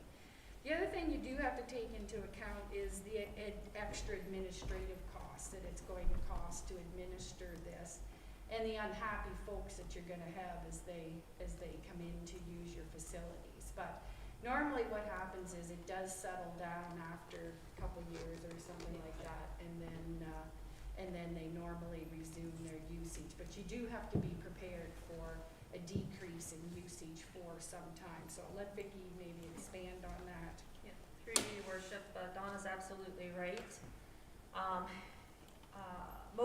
If you look around at the other municipalities in this area, there are no non-resident fees. I did reach out to them and, talk to them. Some of them had non-resident fees at one point, and then they got rid of them. It was affecting their utilization, but it was also an administrative nightmare. Keeping track of all this, there is a bit of administrative work involved. From a staffing standpoint, we are very concerned about implementing non-resident fees. This year being a COVID year, recreation has certainly experienced a decrease in revenue. The decrease is not that the people, in some cases the people aren't coming back, but it's also we're under restrictions on how many people we can have in the building, or buildings I should say. We're really feeling it more up in the North Huron Westcast Center than we are in Blythe, because Blythe doesn't have the programming. We had only started the outreach programming this past year and things, so it's not, we're not going to feel it as substantially there. Where we're going to feel the impact of it is going to be at the Westcast facility, because of the types of programs we offer there and the memberships that we offer there. So we certainly are going to feel a decrease in revenue, and it is worrisome. Paul? I'm just curious, I feel maybe that something should come back. The extra cost it's going to take to get the extra money, just where, I'm just wondering if we should look at that before implementing these numbers. It's just a thought. Because it costs money to have staff, we all know that. And just my thought. And also through, in here in the, I guess probably it's under the cross-border thing, the cemetery, it shows in there 17,000 that we get. Would that be, in a sense, you're stroking that out and just charge an extra $100 per burial, or for the new thing that was built? I can't answer that question. Did Jamie just need to go to the washroom? Yes. Okay, Jamie will be back in a minute to answer that question, so we'll remember to come back to that question, Paul, when she's in the room. And then we're gonna go over to Trevor in the meantime. Well, I guess my question through you, Reeve, to Councillor Heffer, is he talking about the Schedule F? Like, are you talking about the 17,000 in Schedule F, the cross-border services agreement? Yeah, it's in our budget for 2020. Right, so you have to recall that agreement is gone. Like, that agreement's lapsed. So, Okay. so that agreement lapsed. So there is no guarantee, I'm going to say this, there is no guarantee that we're gonna get any of that money that was on Schedule F from Morris Turnberry. Because that agreement lapsed, and we're still working through a cross-border services agreement. So we are budgeting, according to what I recall, we are budgeting accordingly. That Schedule F is non-existent, that we're not getting that money in 2021 until we have a discussion that we have a cross-border service agreement. So prior to that Schedule F being developed back in the previous council, there was resident, non-resident fees for cemetery. There was. There was absolutely non-resident, resident fees for cemetery. We removed those. We removed those as part of that agreement because they were giving us that agreement and that Schedule F. We said, okay, you're gonna give us that, we'll remove the resident, non-resident fee. In the sense where we're talking going back the other way, in the sense that we can't guarantee that we're gonna get Schedule F because we have no agreement right now. We're putting back in resident, non-resident fees for the interments in that cemetery, in Wingham Cemetery. So if that's what your context is about Schedule F, that is because the understanding is right now, Schedule F is under an agreement that is gone. That lapsed when we were talking last year ago, when we were talking about a cross-border services agreement. So we don't have a cross-border services agreement right now with Morris Turnberry. That agreement lapsed and now we're still negotiating. So it still hasn't been done, so we're going on budgeting assuming we're not going to have that. Okay, we're going to switch it over to the staff here. Go ahead, Vicki. Oh, So sorry, I just- just wanted to Sorry, clarify Donna. one point there, though. So, we actually didn't do away with the cemetery non-resident and resident fees. Those stayed in our bylaw because we have other municipalities, meaning Central Huron and other municipalities, continuing to use it. So they stay in our bylaw, and then this other agreement that you speak of was a separate item that I guess in that case canceled it out for Morris Turnberry, but the resident, non-resident fees stayed intact for Central Huron and you know, folks that came from who knows where to use the cemetery. So- Sorry, just thank you, for- Donna, yeah, thanks for the clarification. Appreciate that. Sorry. Through you, your worship. So, just so we're clear with council, and things, and just touching base on this Schedule F or H with the cross-border services agreement, we will not be receiving, to the best of our knowledge, that revenue. We're not, because the agreement doesn't exist, so there is going to be a shortfall this year without COVID of the 75,000 at the West Cast facility and 16,000 at the Blythe facility. And So if I but could- that's the agreement, that's because the agreement expired a year ago in September and things, and going forward, we won't be budgeting for that. So if I could just comment on that just to council, so they know where we stand. Senior staff have been trying to communicate with Morris Turnberry for quite some time now to find out if they're going to pay, because they always pay at the end of the year. So they use the services for the full year and pay in December.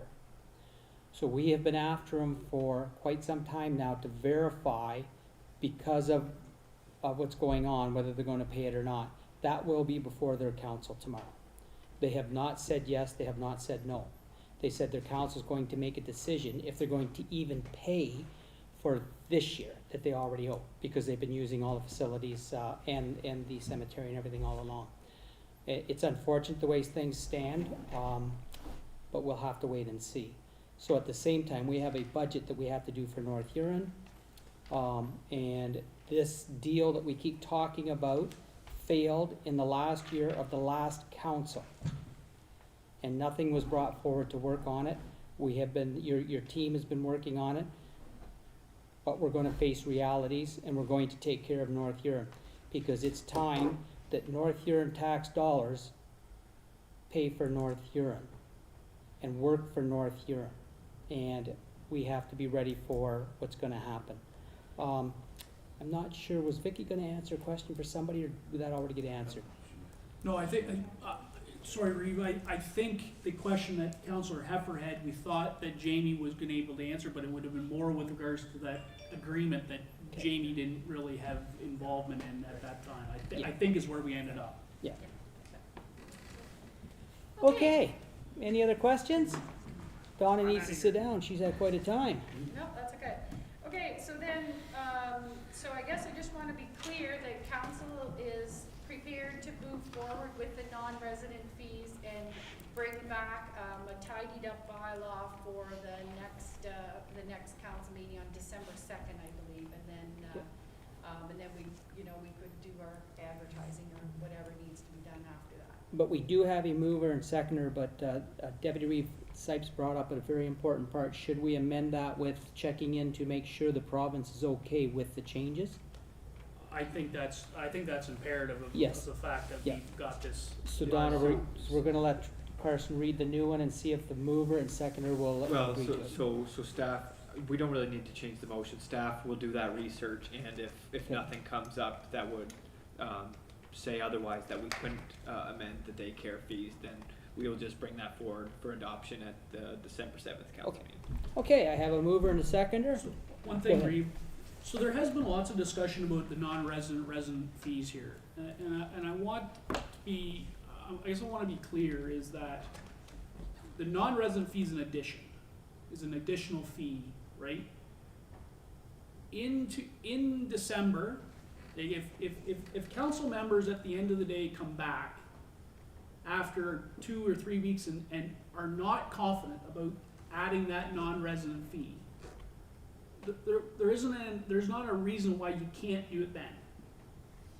Because again, all you'd have to do is remove the non-resident fee. Like, it's not as if it's more work to put it in than it is to take it out. You know what I'm saying, in essence. Because again, we have a fee regardless of whether we have a fee of it, whether they're resident or non-resident. So I guess I just want to make sure that, Councillor Heber's brought some points that, I think councillors need to think about. Staff have made some very good points about, how utilization can be changed and how that affect. Like, this is all information we're getting tonight. So, I think we should be imperative to know that whatever that motion is comes December the 2nd, that motion is the motion that we were gonna go forward. And if you wanna change that motion to December the 2nd, then you have all the right and title to do that. It's not just because it came to here on December the 2nd, it's lock, stock, and barrel, and we just carry on. So I just wanna make sure and comment that, cause I know there has been lots of discussion, and this is a different time, we're in a different change, it's a lot of change at the same time. So I wanna make sure council's comfortable with that, and as staff has, provided us with significant amount of thought over the next 2 to 3 weeks. Thank you. Kevin? Thank you. Through you, Reeve. Just want to make a personal clarification.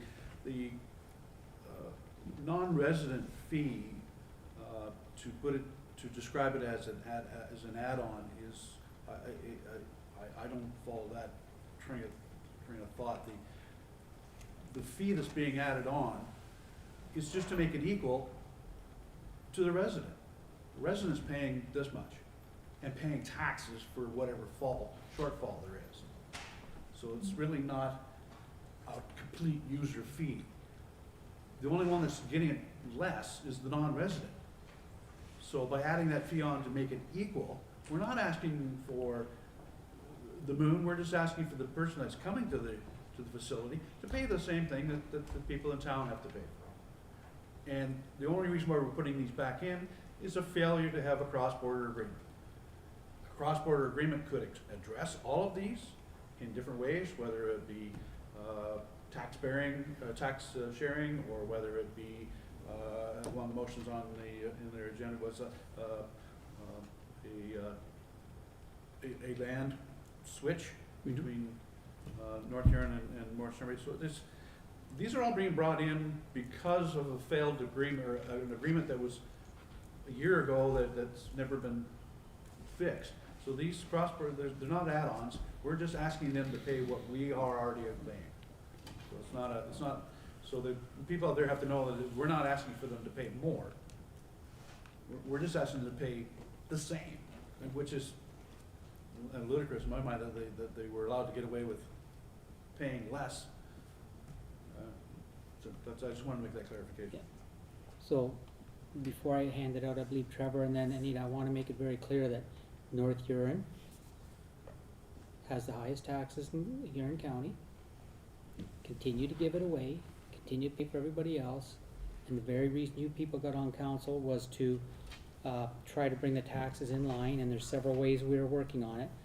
But it's, and I believe it's in our strategic plan, we cannot keep paying, as 2 of my councillors have said already, we cannot keep paying for somebody else to use and wear out our facilities. I'm gonna go to Trevor first, then over to Anita. Yeah, I think I agree with Councillor Faulkner's assessment. Really, if you look at, like, for an example, just an example is a resident to non-resident fee for 1 month for the squash courts. I use the example. It's $31 to $39.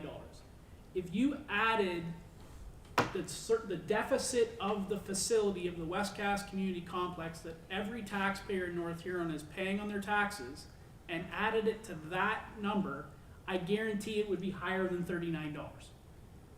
That's the guess. So ultimately, at the end of the day, I think that's what Councillor Faulkner is trying to explain, is that the user of the facility is paying for $31, and if they're a resident, they're actually paying not $31, they're paying whatever, 31 plus whatever is on their taxes as well. So I think ultimately that is where we're trying to become more equivalent as it relates to the utilization of these services. Some of these instances is they have no other choice. Like, some of these residents live right close to North Huron, and there isn't an arena anywhere close to them, or a facility in the sites where North Huron has.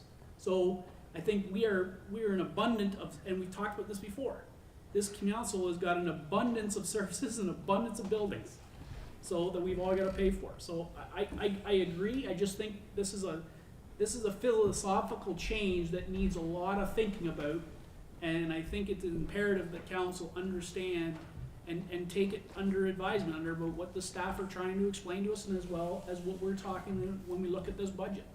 Thank you, Trevor. Anita? Yes, we are talking about cross-border services, and this is not just for Morris Turnbury. I think we have to realize that it is from Ashfield, from South Bruce, from Howick, people that are coming. It's just not picking on people from Morris No. Turnbury. And I think on the other side, we have to be very careful to implement these fees because of the pandemic right now. That we don't lose people because they think they have to pay a little bit more. I hope people will still come back and realize that it's not much what they have to pay extra. I would like to bring it a little bit different than a fee or I don't know, bring it a little bit more like an equalization for North Huron. For terminology. Yeah. Okay. Okay, we'll take that as direction. Okay, I have a mover and a seconder. So I'm going to call the motion. All in favor? Carries. Thank you. Okay. Recreation Community Services. We're going to let 7.3.1, we're going to let Director Lukenberg speak to this. Thank you, Your Worship. Before you this evening is a report with respect to the feedback received from the Museum Committee regarding the recommendation contained in the Level of Service Review Report, which was presented to Council on October 22nd. As Council may recall, earlier this year, the Township received funding to hire a professional consultant to review its business practices, programs, and services to make recommendations relative to the level of service the municipality should provide, as well as how to achieve efficiencies. The report, which was prepared by KPMG, compared the programs and services offered by the Township to those offered by other municipalities of similar size, etc. And basically it categorized the services that we provide into three different kinds of categories. So there are mandatory services that we provide, there are traditional services that we provide, and there are discretionary services that we provide. The report indicated that the provision of the museum services, namely the operation of the North Huron Museum, is not a mandated service, nor a traditional service. It is considered a discretionary service amongst lower tier municipalities. The report recommended that the township not be involved in the ownership and or the operation of the museum. It indicated the service should be provided by a third-party operator, and if a third-party operator could not be found, the township should consider alternate ways of displaying exhibits and artifacts through the use of existing municipal facilities. Council directed staff to present the recommendation at the Museum Committee meeting, which was held on November 5th, and to report back with respect to their comments and feedback on the recommendation. The committee held a lengthy discussion regarding the recommendation. Members of the committee indicated that they felt the only way the museum would be viable would be if the township owned and operated the museum. It was pointed out that many of the volunteers that helped out previously when the museum was operating are aging and do not have the ability to dedicate as much time, but they would certainly do as much as they possibly could. There was also discussion relative to funding the museum in terms of being able to get funding from upper tier governments. The discussion was around that in order to be eligible for that funding, you needed to have a full-time curator. Now, whether that curator is a paid position or a volunteer position, it was unclear. But that's if it was going to be sanctioned as a funded museum. It was also pointed out that the train station property was offered to the township for a price of $1, subject to certain terms and conditions. These terms and conditions included, but not limited to, the township moving the museum to the former train station, the township owning and operating the former train station as a museum and a visitor information center for 20 years, the township staffing the building and having the building open to the public during normal business hours from Monday to Friday and open on the weekends during the summer months for tourists, and would involve utilizing student and or volunteer help. The owner of the property indicated the building could be staffed by relocating an existing staff member to the building. While completing their regular job responsibilities, staff member would be responsible for greeting visitors and providing information and the ongoing recruitment of volunteers and scheduling of the volunteers. The staff member would also be responsible for supervising summer students, and that's now a requirement as per the provincial government. The committee indicated that they are willing to move forward with completing their proposal for relocating the museum to the former train station. However, they do not wish to do so if council is not going to staff it or provide the financial support needed to operate it. As indicated under future considerations, the operation of the museum will require long-term financial commitment by council to provide both staff resources and operational and maintenance costs, as well as capital improvements. Should council decide to discontinue the provision of museum programming and services, the township will also need to commit staff and financial resources for the deaccessioning of the museum collection.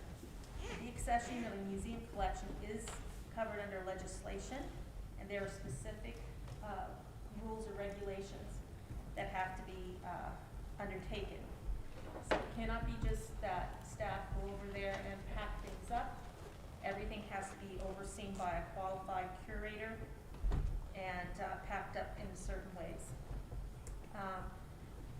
It was previously, prior to me arriving here and under the previous council, a presentation was given by Elizabeth French Gibson, curator of Huron County Museum, estimating that the approximate time it would take to do this would be 12 to 18 months if you choose to discontinue the service. Having received the feedback from the committee and being reminded of the terms and conditions for the donation of the property, staff are seeking council's direction with respect to the commitment and intentions for the museum programming and services going forward. Paul, did you want to add anything to that? I think Vicki hit it all. It's just that the person donating the building had a stipulation in there, and it threw him when he read the KPM report. And he just wants to get some clarification, as Vicki alluded to. That was the main thing. So did anybody come up with a financial package of how much this would cost the town to make the move, how much it would cost the town to use this, anything at all? I'm Through gonna, you, Your Worship, then I'll could hand it over to you, speak up just a bit? Trevor. I couldn't hear you. oh, just wondering if we have a financial package from anybody telling the council what it's going to cost if you were to do the 20 years, if you're to decommission. Is there any money to tell us what to put in our budget? Is that the best way to put it?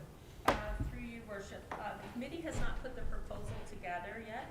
However, I did do some rough estimates based on some information that was provided previously to council, the previous council as well as this council. And there had been a presentation given back in 2018, and then again, we did circulate this early on in 2019 when this council just came on board. The closing of the museum would involve approximately, it'd be approximately, just 1 second, $97,000 contract staff person for 18 months, moving expenses, and purchase of packaging and storage of the artifacts. Okay? A rough estimate on a 20-year commitment. It was very rough that I did tonight. I mean, we'd have to look into it further, but based on the information that had been presented previously to both the previous council and this council, annual operating costs was estimated to be approximately, of the building alone, was estimated to be $20,000. I did a rough estimate this evening just on students for weekend work, for a 16-week, kind of like a spring through till fall, open on Saturdays and Sundays. I did a rough estimate on that, and I just kind of said, okay, we'll ballpark that with benefits being around $5,000. If we're looking at a full-time staff person being relocated there and allocating some time to that, that time would have to be charged to the museum itself and not through the rec budget. That could be, I'll say conservatively, 4 hours a week, we're probably looking at around $8,000. It could go up to 8. It just depends on how busy and how much work is involved. Up to 8 hours a week would be 16,000. So between the two, we'll just kind of ballpark this, but we're looking at between. Sorry, I may have my notes here a little bit messed up, but I think I had between $33,000 a year to $41,000 a year, and then you can do the math and multiply that out over 20 years. Roughly, over 20 years, we're looking at, had to do it twice, $662,000 to $824,000. Those are very rough estimates. They did not come from the committee. Okay, so that was just something I did tonight. I thought the question might arise. So, utilizing information that was previously investigated and presented to both the previous council and this council, and then just some staffing costs. Trevor? Yeah, so one comment is the $96,000 is going to have to be spent regardless of whether we move or not. That is going to have to be spent no matter whether we leave that building alone or whether we move it to the train station. It isn't going to matter. So that is, to me, not a cost that should even come into consideration about whether we move or we don't. Can I just follow up on that though, just for clarification? The $90,000 is to decommission everything out of there. You're paying a person to give back Bernie his milk bottles. So if you were to leave everything the way it is till we solve this down the road, it's not $90,000. Just so I'm clear on that, the stuff could stay in there, does not cost $90,000. It is, no, let her answer. It is the decommissioning. So go ahead, Vicki. So a couple comments. The $97,000 does not include the operational costs of the facility across the road. That's right. Okay, so that's roughly around, I think, $12,000 to $15,000. Okay, so that's a separate number. In terms of the artifacts over there, you could leave them. However, staff who have been in the building recently have concerns that the building is deteriorating, and as such, so are the artifacts. The building is starting to, it's like a house that, if you don't have someone living in it, it starts to deteriorate, smells musty, which will affect some of the textiles over there too, if that smell gets into them and that type of thing. So we are going to have to do something. Sorry, so I'm gonna take it back to Trevor because I cut Trevor off. I apologize. Go ahead, Trevor. Sorry. So argumentally, we can't do nothing. Because that building, in essence, if we're thinking about moving it's a surplus building. So we would want to remove the items so we can get it off of the municipal books and not put $4 million into it as the building condition assessment assessed it.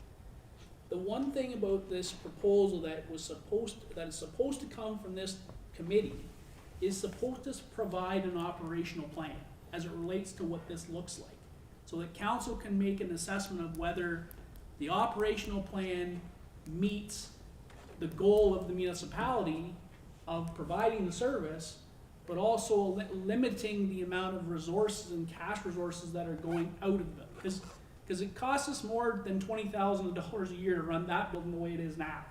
So I would argue is that operational plan needs to come in. The concern that I have with what the committee is asking for now is that they don't want to provide us a plan without knowing whether we're going to be on board with it.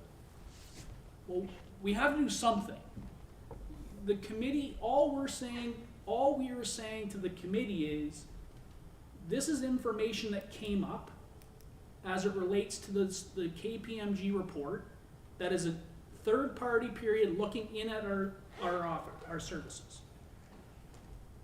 If you think it's imperative that this community has it because you have emotional attachment or whatever the issue you have, then I have no problem with you bringing a report to council that has all that criteria in it, so that we can establish whether.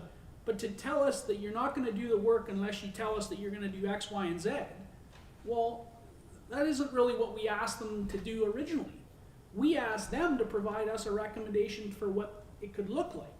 So, in all honesty, I think is, and I'm happy to talk about it more, but I just want to make sure that this committee has the support of council, in the sense that we gave it to the committee to come with a plan. Come with a plan, whether to move it with resources, with what you think you need, and then we will assess whether that is something that we want to do. It wasn't just to say, council, you've given this committee that the only option is to move it from there to there, and that's the only option there is on the table. If that committee truly believes that is the right thing for this municipality, then I'm willing to accept and listen to it. But if they're not willing to come to with, just because of the KPMG report, and somebody saying, well, the township shouldn't be involved in it, to me, it's a hard sell to say that you have an emotional attachment to this thing, and you're not looking at it as what is in the greatest interest of both the municipality and the tax base, but what is that service provided? Because that service is, again, it is not a mandatory service that a municipality has.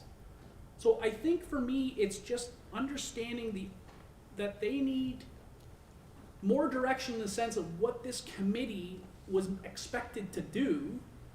And in my mind, it was expected to bring an operational plan to us with plans on how they were going to move items from there. Because we knew we couldn't leave it there. I think everybody in this building knew we cannot just continue to leave the artifacts sitting in that building. They will deteriorate and they'll be gone. And then we got a bigger problem on our hands. Bernie's milk bottles will be really upset, and so will Bernie. Thank you, Charlie. So just in all fairness, I'm gonna go to Paul. Paul, listen, at any time when people are talking, if you wanna answer because you're the chairman of the committee and explain things, put your hand up. But I'm gonna let you speak first, then Kevin had his hand up, Anita, and then you, Chris, okay? Well, I'm gonna let Vicky respond. I think you have an answer on Trevor's. Oh, I'm sorry, Vicky, go ahead. That's okay, Your Worship. So through you, Your Worship, just to be clear, it was a very in-depth discussion that occurred. And I'll try to articulate where they're coming from. But they in the end, they still want to provide council with an operational plan. They still want to come forward with the fundraising plan. They still want to do all things that they were mandated to do. The report that came from KPMG, I think that's kind of the stickler here because of the recommendation that the municipality not be involved in the ownership or operation of a museum. And that's, before they go to all this work, they want some kind of direction or commitment from council. And what further, I'm not going to say complicated it, but this committee was tasked at looking at various options. However, the most cost-effective option of relocating the museum was the train station. Okay, out of all the different properties that were looked at that were available at the time, it was the train station. There are conditions on it, and the conditions are, as a number that weren't mentioned, but those are the conditions that were specifically tied to the museum. So they want to know before they go forward, is this council willing to make the commitment, the staff commitment, the resource commitment, because it's not simply just relocating someone there. You now have another facility to look after in terms of maintenance and things. So it's going to affect your public works resources, your parks resources. It's going to affect, so you have to be aware that these resources that are needed is not simply just picking a body up and putting them there. And that's what they're looking for, is, is this council willing to make that commitment in terms of that kind of maintenance? Because, for instance, there's a parking lot there now. I know you're probably looking at maintenance and thinking about it. There's not a parking lot across the street here. So now there's a parking lot that's going to have to be plowed and another building to be. Whether or not council decides to dispose of the building across the street, that would be another discussion. But there are other staff resources involved. And I'll be quite honest with the workload that we have currently right now. I'm not sure I have a staff person who can be relocated to that location.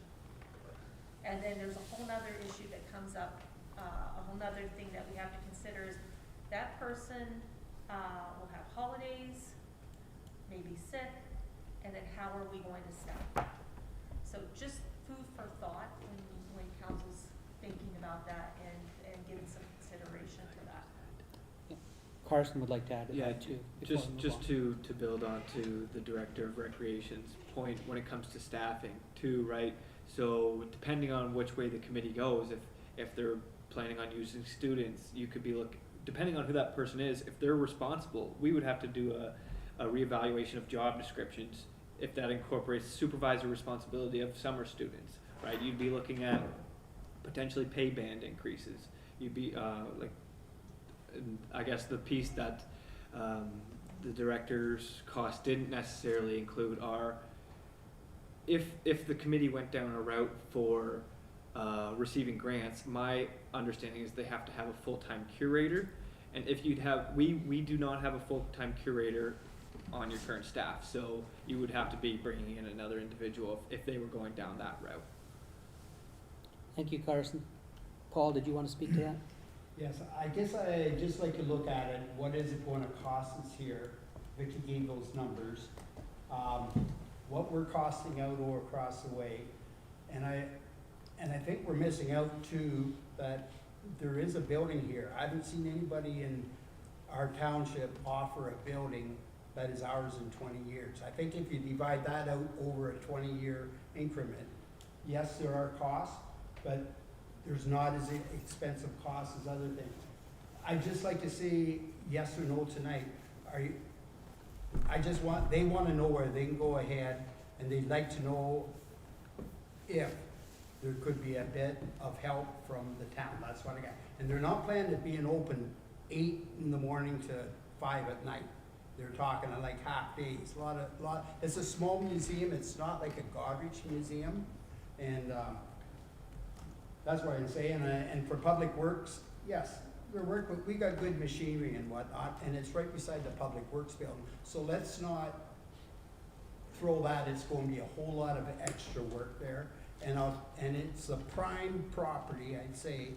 I think Reeve and Deputy Reeve could say on Wingham, you can have a better spot. That down the road, it is a municipality. That's my pitch. Thank you, Paul. Kevin? Thank you. My question goes to either Vicki or Paul.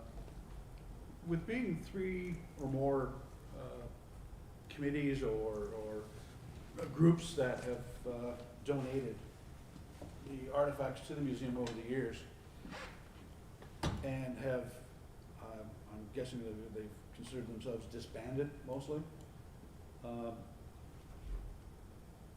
Have they requested that they retain anything that's there? So those groups, I'll just finish, those groups don't want possession of those artifacts, other than you have some locals that may want their stuff back. And they've never made any provisions to carry on the life longevity of these artifacts. And they've no resources to take them back. And I know the building down there is only gonna hold about, I'm gonna say, even if you pack them in there, 30% of what that building holds will fit into that train museum. What, I just don't know, is there any other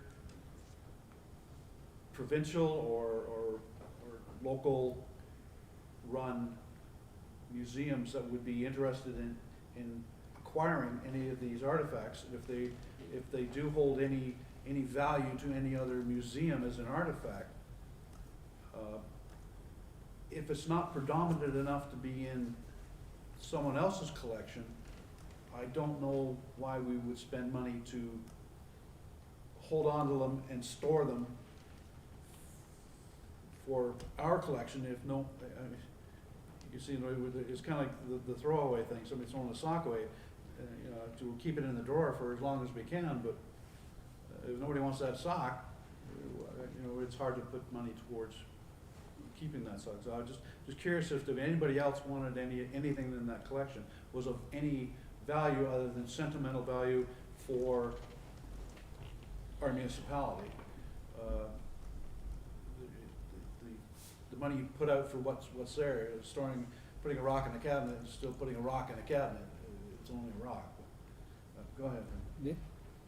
Through you, your worship. So, once the items were donated to the museum, they become owned by the municipality. The Barn Dance organization, they were a tenant in the building, so they actually had leased space.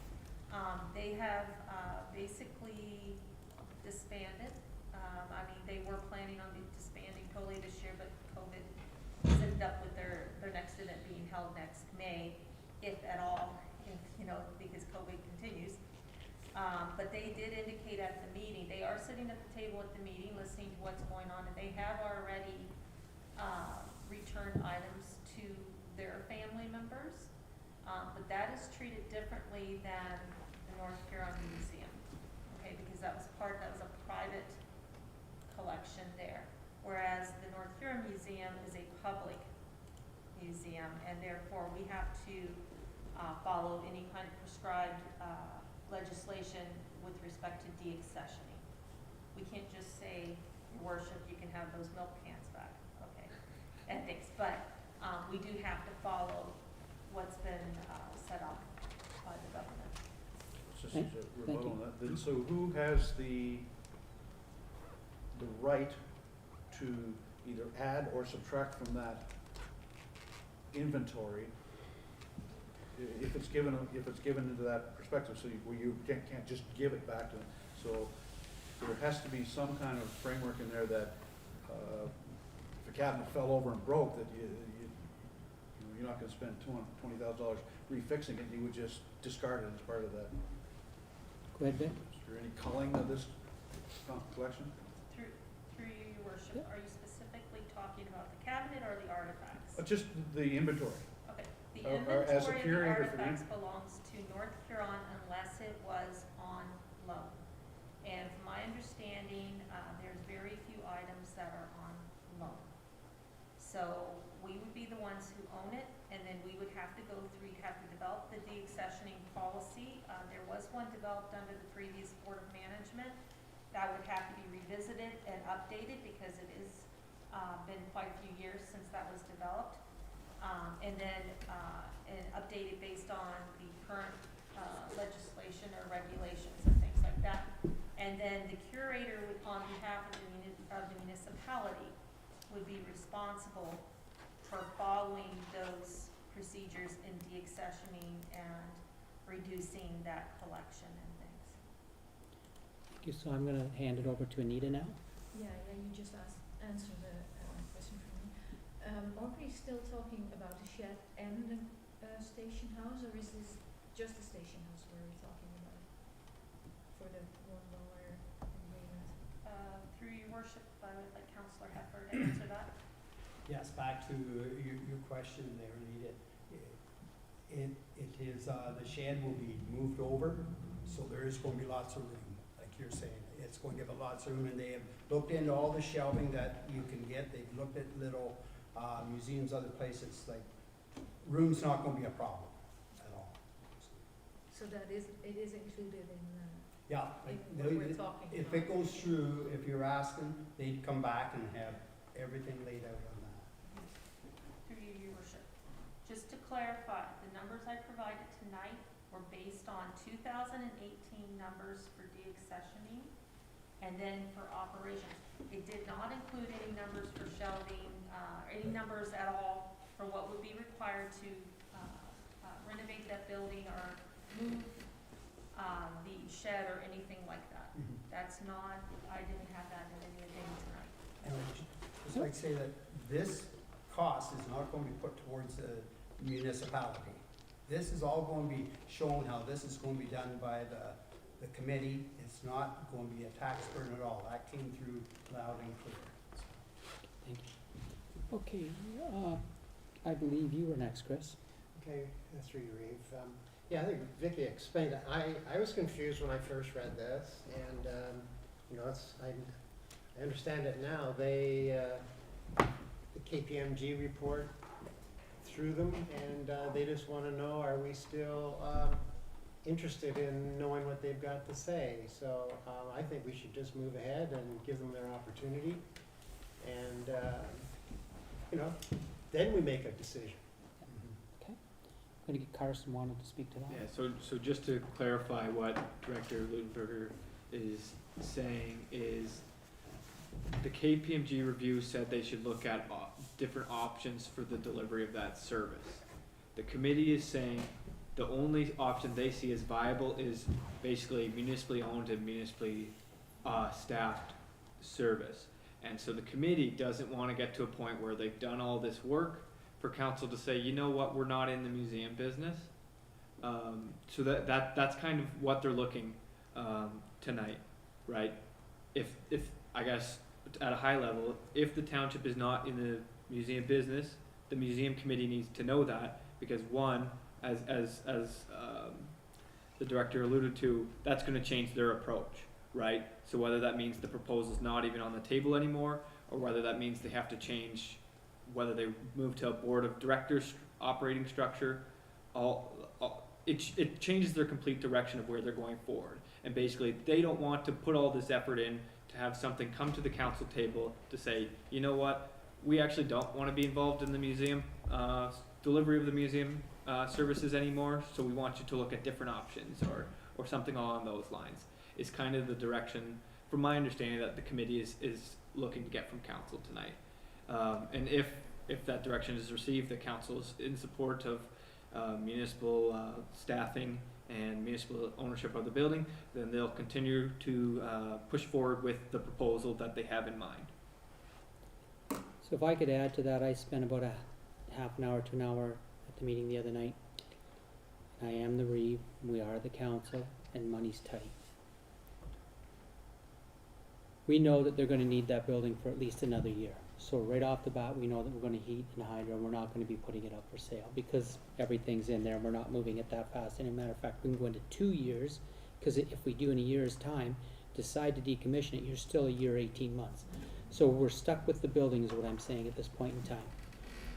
What I would like to see is the fact, and when I was there, they talked about if you had a curator, you're looking at $100,000 a year for a wage for one person, okay?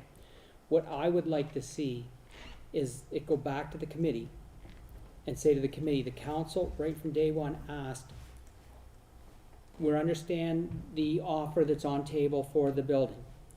We're fine with that. You guys say you have enough room, that's good.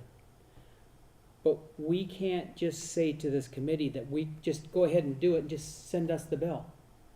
Is it $100,000 for a curator Is it this, is it this? Would we ever go to the community and say, we're gonna fix a building up and we don't know what it's gonna cost? You'd be hung.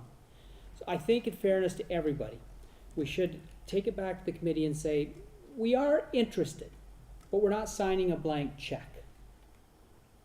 Give us a proposal. Vicky's very clear that she doesn't have extra staff. This has been run by this committee for a long time. Can they form a committee and put a committee together? And can they bring something to us? As Vicky said, it's okay to say there's shelving, but there's no price on the shelving. There's no price on the curator. There's no price on the 20-year deal. You got to the town has to guarantee for 20 years it will be manned. I won't be around to see that. Maybe Trevor will, young Trevor might, but that's really, I need something more. I need a business plan. I need a business plan before I could commit.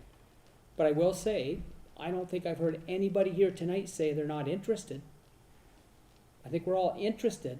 It's just that they, as Trevor said earlier, as Deputy Reeve Sipe said earlier, we expected them to come back with this and this and this so that we could say, this is how we can be involved and this is how we can move forward, or what the heck, we just can't because it's too expensive, blah, blah, blah. That's what I expected from the committee. Having said that, Anita has her hand up. I'll let Anita, what's your thoughts? I am very, very worried about that it's mandatory to have a curator on site when a museum is open, that you always have to have a full-time curator there. Staffing, I'm worried about. Those costs add up. We already have a lot of staff here, and staff is our biggest cost. I would like the committee to look at alternatives, like what they're saying, like, can you put something in the library? Can you put something at the Westcast? Can you do this place like that without having a curator or a full-time or a half-time staff? Or can you do something like that, volunteer run? Because I think it's too expensive for our community to have a little museum with very limited artifacts. I think it's too expensive. Thank you. I don't think we can put this on our taxpayers. Thank you. Go ahead, Trevor. So, the part that we also suggested was, there's been lots of talk about curator, not curator. We didn't have a curator when it was over there. We didn't have that. So the only discussion with this curator is if we're looking to go get grants. So that would help our operational perspective, right? Like that, if you're getting grants coming in, then that curator would be responsible for those grants, to get those grants in order to pay for partial her salary and the working, the operation of the museum. Ultimately, operationally, this committee, in essence, if the KPMG asked the question, we shouldn't be in the museum business, is basically what KPMG basically said. The museum committee is saying, we don't see any other option for this museum if it's otherwise than it's then. So they've looked, so what I'm hearing from them, in essence, I'm hearing that they've looked at other options, and they think this is the way it has to be. Arguably, nothing has come back to us that says, because I recall the discussion about, here's the cost, but this committee has also indicated about fundraising and working to pay for some of this stuff so that it won't be a barrier to taxpayers. Arguably, that's the operational plan that needs to be in place in front of council that says, here's what we are, here's the cost, here's how that funding is going to be assumed, either by grant writing, a curator, whatever the case, whatever they think is the right approach. Then council can look at that and say, yeah, I can get on board with that because it's not going to impact the taxation of this municipality by X amount of dollars or whatever. But if the operational plan only had costs and no way to circumvent those costs, I think the argument was, and we talked about this before, is we can't just move the operation of the museum from that building over there to the train station and think if you build it, they will come. It doesn't work that way. And prior councillor Brock Vaughan would be ashamed in the sense that you can't just change the operation the way we had it over there and think it's gonna work at the train station. He was a big proponent of that. You have to change how the model works. But that was the plan of this committee, is to tell us how to operate that museum. We're not museum operators. Tell us how it should be operated. If we accept your plan, as council, we are then forcing it onto staff to make the plan work with the committee. That's the intention. We're policymakers. I'm not planning on being at the museum to work it. But we have to have the resources in place and the functionality to be there to do it. But all we've ever talked about here is costs, and from what I recall is this committee is looking to help by fundraising and supporting this cause because they think it's imperative to the cause. No different than the building we're sitting in right now. Like, this building probably would be not existent right now if that committee wasn't formed. So I don't think that committee is any different than this committee. We just got to get to the point where we see all the dots and crosses and thing, and then we can give them full acceptance to say, yeah, we're on board because now we understand your operational plan. It's been a lot of piecemeal things. We don't see all the plan. That's where I think we got to get to. Thank you. Go ahead, Vicki. Okay, just through your worship to kind of speak to what Councillor Syke is saying. This committee has indicated that they would fundraise to do the capital work to get the museum going. But I have not heard anything about the ongoing operation of it. It was and Councillor Pepper may correct me on that, but the ongoing operation of it, yes, they will probably have some small events when they're allowed to have events again. We all know that we're looking at least at 1 year, maybe 2 years anyway with the COVID situation, and things like that. So, again, there are components of this that we need to look at, but, the clerk is correct in his summary of what is going on. So basically, we tasked this committee with looking at options and to come up with the best option.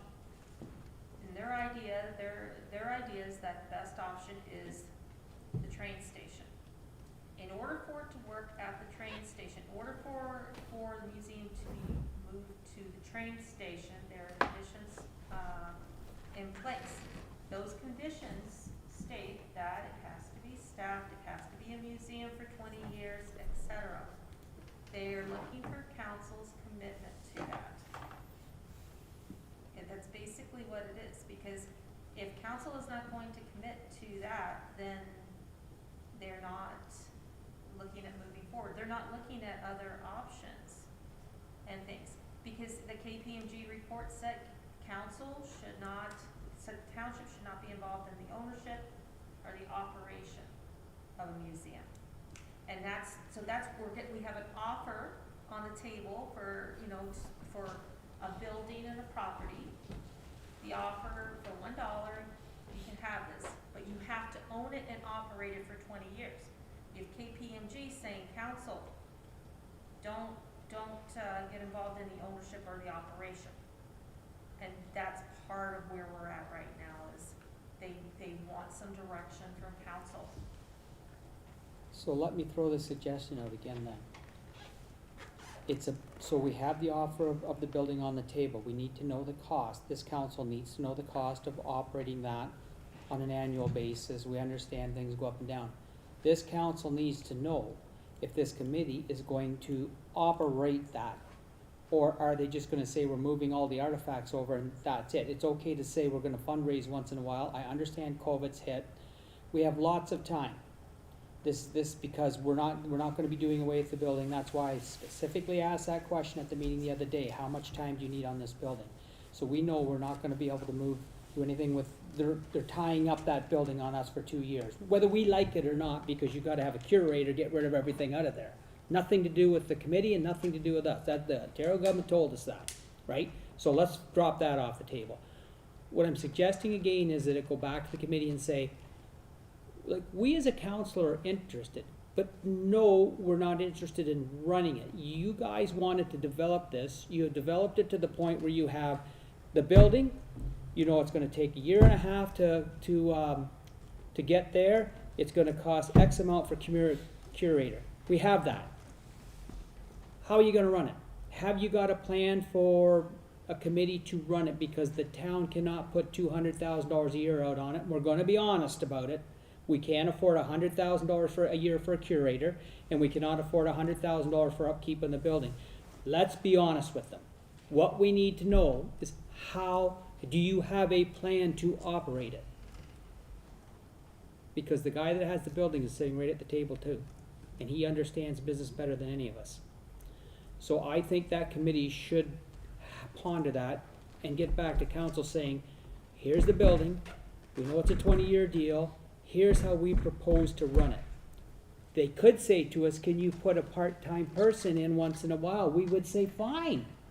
But to say to me, we may have a $100,000 curator, or the town is going to run it, I can't see this council letting it fly. Am I on track there, Paul? Am I going anywhere with that? And I'm gonna pass it over to Anita. Yes, Reeve Bailey, thank you. I still think that they can't run the museum, they're not allowed to. I think that's my understanding, that there has to be a professional person running the museum, and it has to be paid by the municipality. Am I right or not? Just so you know my understanding of it. No, in order to get grants from the government, they have to have a full-time paid or unpaid curator. Curators are pretty rare. You're not gonna find one retired around here to work full-time. So in order to get the grants to run it, they need, and Paul can pick up on this too, and Vicky's going to, they need to have the curator, if you're gonna go down the grant area. So I'm saying, they need to tell us how that's gonna work. So, no, they don't need it. Only need that if they're going to get grants. Vicky, am I right or wrong on that? Your worship, you're correct. But we're also asking them to develop an operational plan of how they're going to pay for this, and if they don't have a curator to apply for those operational grants, then you, see? Chicken and the egg. Paul, you were gonna say something? Nope. Okay, Trevor?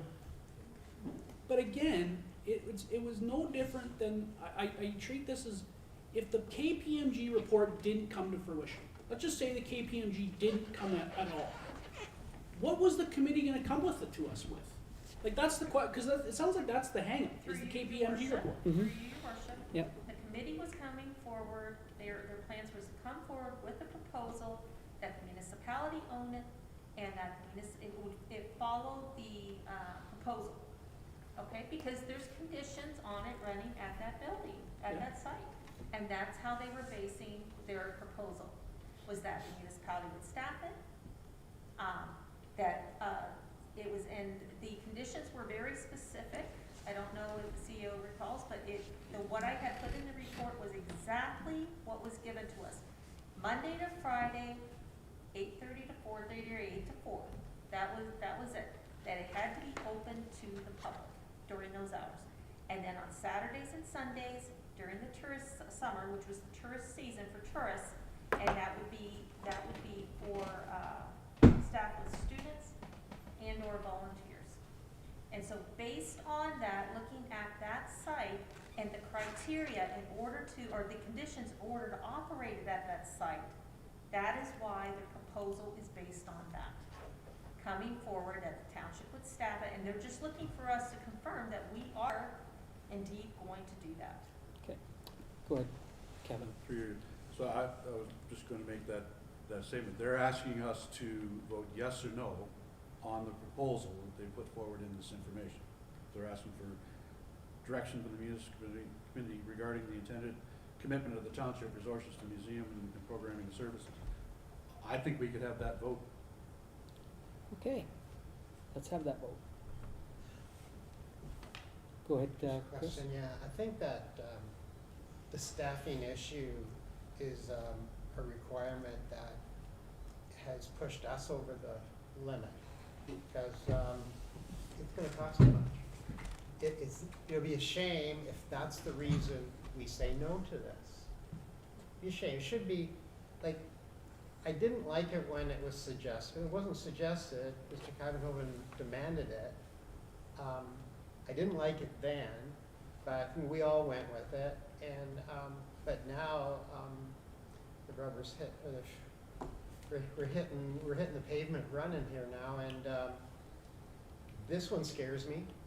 It's a deal breaker almost for me. I like the idea of having a museum. I like, there's so many pluses to the plan, of which we don't know enough of yet, but, of having a museum. But that one, I think it should be up to, staff as to how, or council, as to the hours of operation of that place and who would be there. Like, how many visitors did they have? The last year that that one was running across the street, how many visitors did they have in 1 year? Through your worship, I wasn't here, CEO may recall, but I think it was 300? There's over 300 people, and that included school groups. And so our revenue, Donna may know, but the revenue was minimal that we received in that last year that the museum was open. So my understanding is, we've had a good debate here. I hope some of the museum people were listening. Paul can take back the information to them. We've clearly said that we'd like to help them. But if they're asking us if we're going to staff it, would somebody like to make a motion, one way or the other? Has anybody got a motion? I don't think the They're motion. asking us to yes or no to the committees for their resources for the museum in this, to accept this. To provide clarification, basically, council has one of two options here. Council can either provide direction to say, you know what, we are still interested in committing to this proposal, and we'd like you to push forward with the plan that you're looking to do, which would be municipally owned and municipally operated. Or option B might be, council will provide direction that, you know what, at this time, the operations of the museum, we're not necessarily wanting it to be municipally staffed, and we want you to consider other options for the operation of that facility, right? So either way, Vicky and Councillor Heffer would report back to the committee saying, basically, either the option for municipal staffing is still on the table, and we want you to, and council wants you to continue with the proposal, or the option for municipal staffing is not necessarily still on the table, and we want you to consider other avenues for operation. Trevor. To be quite honest, I would like to see both. I would like to see both. Like, I would like to see, like, cause whether it has advantages and disadvantages of both, and to make a decision on how that operation is gonna work, I'd like to see both on how that is. Cause they're gonna have some more insight as to what that looks like. I personally don't see us making, cause what I'm hearing, or at least what I'm hearing, what my sense is, if we were to say to them, the municipality's not interested in ownership, in township owned and operated, the committee's gonna come back to us and say, well, then there's no arrangement, there's no detail, there's no proposal, because you don't have the train station, so then you don't have that. So, arguably for me, we need to have both in order to determine, the idea was, in essence, and I agree, the committee was gonna come with that proposal, because that's the proposal they had. But I also was expecting this proposal this committee to look at it as a service to the municipality, and not just, we have to have it in that station and under these arrangements. Because I would like to know, like, maybe this whole curator thing that you've talked about is not $100,000 because of the grants they can get. I don't know that. But they need to do that work, and they need to come with a proposal that tells us all of that. And I think both of them is important, not just each one today. So I'm gonna throw it out to Paul. Paul, can you take it back to the committee, and can you relay what you're hearing here and saying, we need, the council needs to look at a financial package. We just can't say yes or no on a whim. There's nothing financially here for us to go in any direction. I do hear what Vicky's saying, that they're saying there's certain things that have to happen to have that building from Doug Kyvenhoven. All I'm asking for is a financial package of how that's gonna be paid. And to what Deputy Reeve Sipes is saying, if the curator's here, it's gonna cost us X amount of money. Without the curator, we could do this. Because right now, if we go to our budget, our previous budgets, how much does it cost us to run it across the street when we let them have it open before the building became so deteriorated? Was it $100,000 a year? Was it $5,000 a year? When it was running over there before the building went down, $2,000? $20,000? I believe it's 20. Okay. So the township right now, you know, is willing to spend $20,000 because we are and have been, and nobody said a word to us. Go ahead, Anita. If you look at the minutes from their meeting in March, they have a whole plan, it's next steps. If they just would go ahead with those next steps, would that help us? I think it would. I don't have those. Vicky's telling me it would. They're included in the, Okay. in our agenda. And Yeah, go ahead. would you like me to?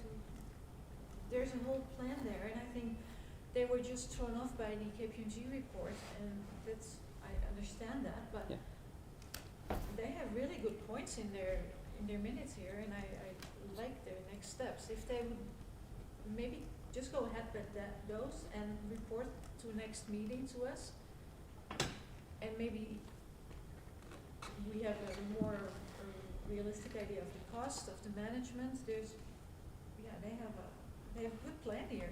So first, Paul, can you, as the chair of the committee, can you guys do that? We're trying to move this along. Okay. Go ahead, Carson. So I was just gonna clarify, so that is the role of this committee, is to bring those 4 different plans forward. I just so I'm capturing in the minutes here, basically that would bring you the one option. That would bring you the option of municipally owned and municipally operated. And what Deputy Reeve Sipe has suggested is that they bring that plan, which they're already working on, in addition to one that doesn't involve township resources. So basically, at this point, I think the discussion's that if council wants both of those, then Councilor Heffer and Vicky will report that back to the committee, and they will work on 2 options. Or if council just wants to them to continue to proceed with the municipally owned, municipally operated approach, then they will continue to push forward with that, and all those things that they had mentioned will come forward in that one proposal. And maybe they could look at their demands, how would you call them? The requirements, maybe they could have a look at those, Yes. if they still want the 20 years, or there's some Staffing leeway is the there. big one. We're gonna throw it over to Vicky. She'd like to answer some of this. And just answering that, that is not the committee's requirements, just so we're clear, that was a condition on the transfer of the land. And that was, I believe, I had 3 in the report out of 6 or 7. But that was a condition, so condition on the transfer of land for $1, okay? So, as we're sitting here and we're talking about this and we're saying, and I don't mean to make this discussion any longer, but I just wanna make sure we're clear that I don't know, Councilor Heffer may have a better feeling of things, but that was the condition on the land to be, or the condition on the proposal was that the proposal by Mr. Kyvenhoven, it's not the committee, okay, to transfer the land and the building to us, okay? If we're going back and we're saying at this point that, we're interested in owning it, but we're not gonna provide staff resources, I don't know if that's going to meet his requirements. It's not the committee's requirements. So it may just, it may pull that whole deal off the table. Because that was a condition for the transfer of the land. It had nothing to do with that committee. This started back at, I think it was December of 2018 when that proposal was brought forward. I'd just been brought on board here. So we are almost 2 years into this, and we still have not made a decision, and he's been holding on to that property for 2 years.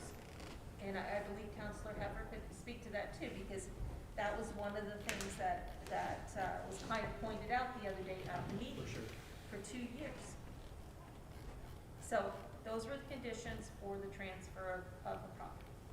So I'm not sure we can go back and say, committee, we'll own it, but you figure out a different way to operate it, you know, no staff resources. It's not really their decision. That was his conditions. It wasn't their conditions.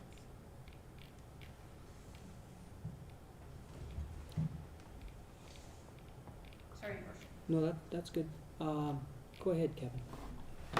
For you, Reeve, to the council. That saying, you know, doing the same thing over and over again and expecting something to change is ludicrous. We've got a skate park, we got a campground in Blythe, all in the same situation. It was given to township for $1. You take care of it. We're not taking care of them either. So this is just gonna be, I'm afraid, gonna be another skate park. 15 years when the cost, the government changes and says, oh, well, now all the museums have to be rated and this and that and be able to, I don't know, have an airport attached to it for all I know. You really have to watch when you're giving something away for $1 or buying something for $1 when it comes with everything attached to it. Because it's come back to bite us in almost every incident that we've done it so far as a municipality. I don't see it changing anytime soon. So, once you don't have any money in the game, you kind of lose interest in, oh, that was great, at least we got it in another building. And somebody, they can look after it, it's a municipality. And then we look bad again because we let it go down and nobody goes to it. Now what do? You got to throw $1 million at it to make it a fun park. I just don't. If we're denying money at all the other ones that we own for $1, it's pretty hard to throw any money at something else for $1 that's going to make us any difference. Paul, can you please shed some light on this, what you'd like to take back to your committee? Well, I appreciate what Deputy Sykes said about the two proponents. Let's get on with it, give them a chance. Deputy Reeve Sykes said, I don't know how long ago it was, we want you to bring us back a program how to run it. And I think what Carson was alluding to, let's go for it, and if they say no, you'll know by next meeting, I'll guarantee it. So did you have that down, Carson? Yep, so I guess to build off what the director has said, if it was a condition of the donation of the property to the township, that it has to be municipally staffed, like Councilor Heffer said, we're gonna find out pretty quick, right? So if council wants to receive two proposals, one that involves township resources and one that doesn't, if we know that one that doesn't involve township resources is off the table, basically council will have that feedback coming to the next, from the next museum committee meeting. Trevor? And so when I say that is, there's a difference in resources. There is the $40,000 where somebody's there because they're doing their job and other work associated to it, and then there's the full-time curator, 100,000. Like, so you can't just say township resources. They need to come with a plan that says what needs to be there to make it run appropriately and to be funded properly and to be run differently than what it was there. So if they come with a plan like that, I might be considerate, but I don't even know what we're talking about here. We don't even know what the plan is. So until we have a plan, we can't really vote on whether it's successful or not. So just to start winding this down, so Vicky, again, how much was on the budget when the museum was, what did you say? 20,000. So Paul, you know that 20,000, we've always had it there, so if that helps them make a decision. So if somebody can write something up for me to Trevor's effect, and Paul can take it back and see where we go from there.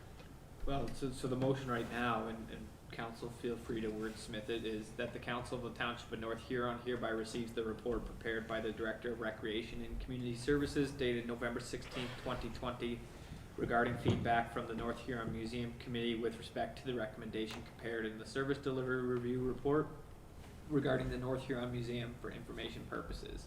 And further, that council directs the museum committee to provide two proposals for council's consideration.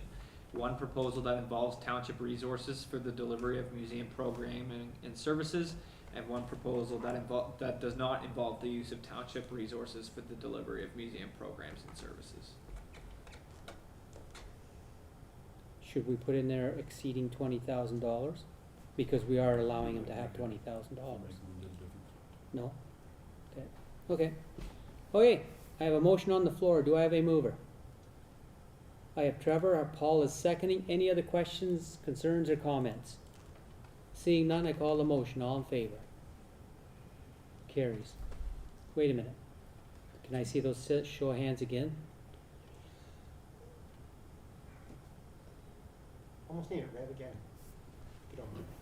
Yep, that the Council of the Township of North Huron hereby receives the report prepared by the Director of Recreation and Community Services dated November 16th, 2020, regarding feedback from the North Huron Museum Committee with respect to the recommendation contained in the Service Delivery Review Report regarding the North Huron Museum for information purposes. And further, that Council directs the Museum Committee to provide 2 proposals for Council's consideration.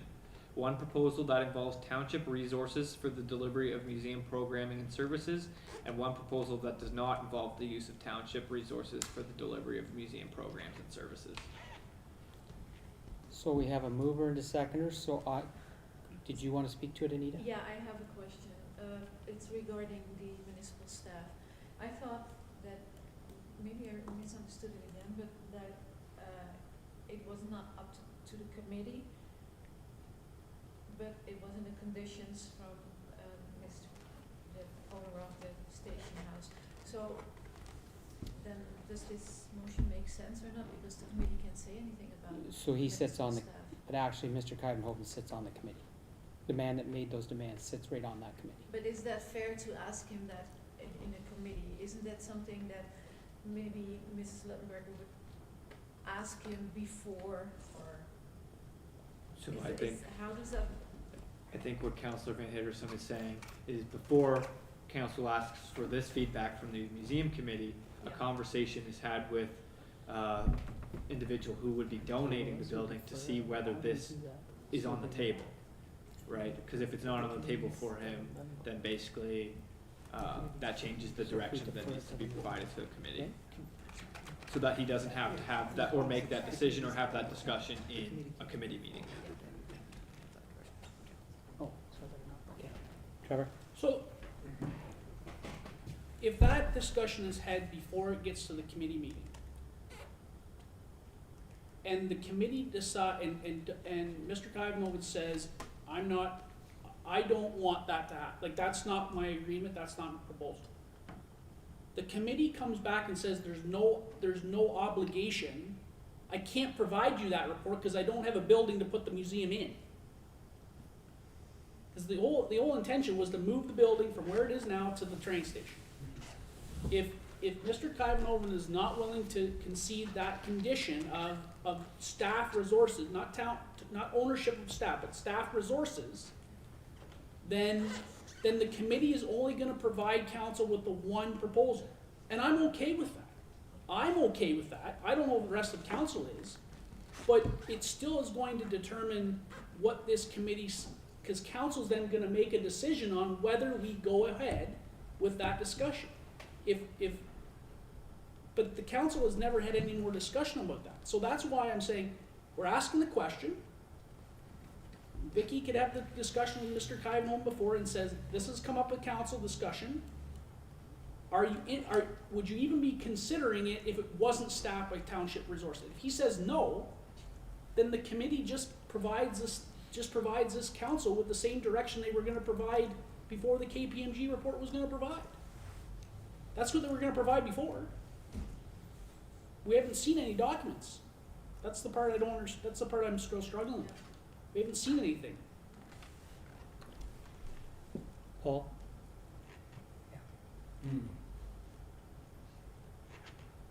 We discussed with him, and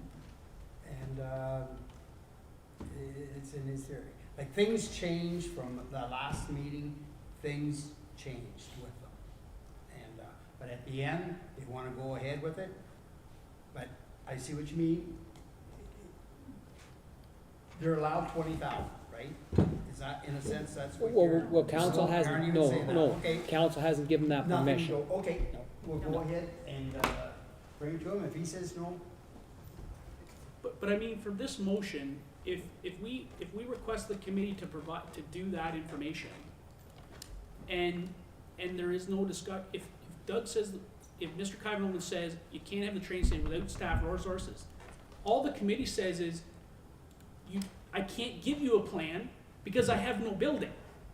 So you don't have a plan.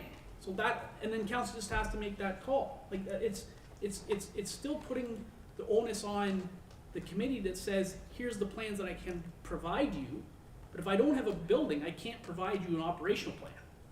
And right now, the only operational plan that could give us, because nobody's had any discussions with Mr. Kyvenhoven, is town-owned, town resources. And the question is always gonna be, from the KPMG report is, what is the other option is potentially town-owned, or maybe town-owned and not operated by town staff, or not town-owned at all. But whatever, nobody else is looking at anything. We've always looked at one pigeonholed way to do it.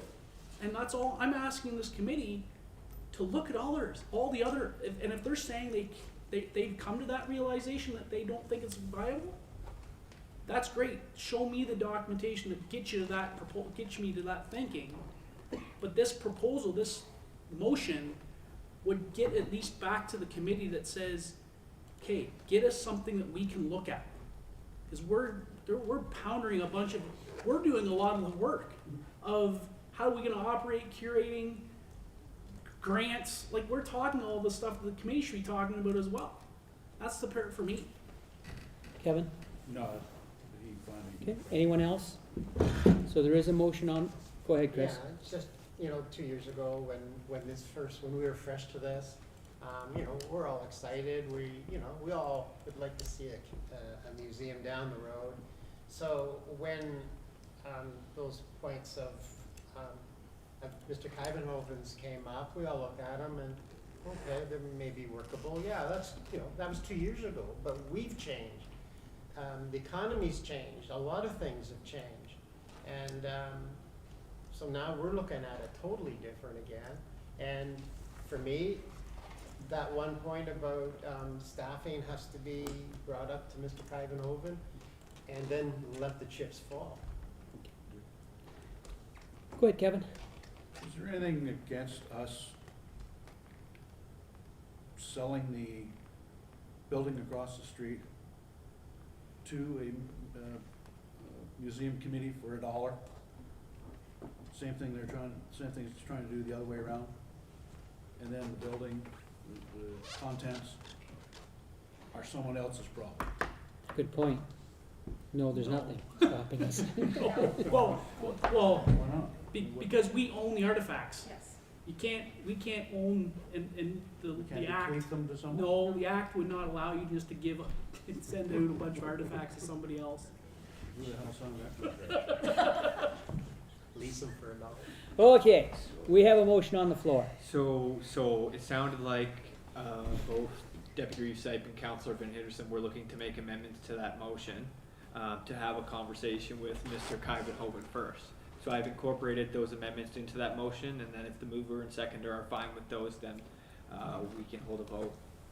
So the motion on the floor is that the Council of the Township of North Huron hereby receives the report prepared by the Director of Recreation and Community Services dated November 16th, 2020 regarding feedback from the North Huron Museum Committee with respect to the recommendation contained in the Service Delivery Review Report regarding the North Huron Museum for information purposes.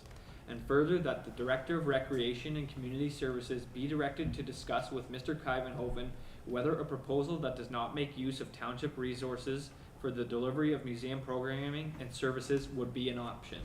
And further, that if a proposal that does not make use, and further that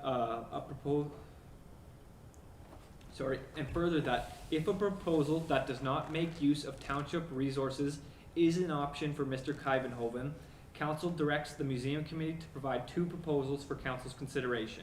One proposal that involves township resources for the delivery of museum programming and services, and one proposal that does not involve the use of township resources for the delivery of museum programming and services.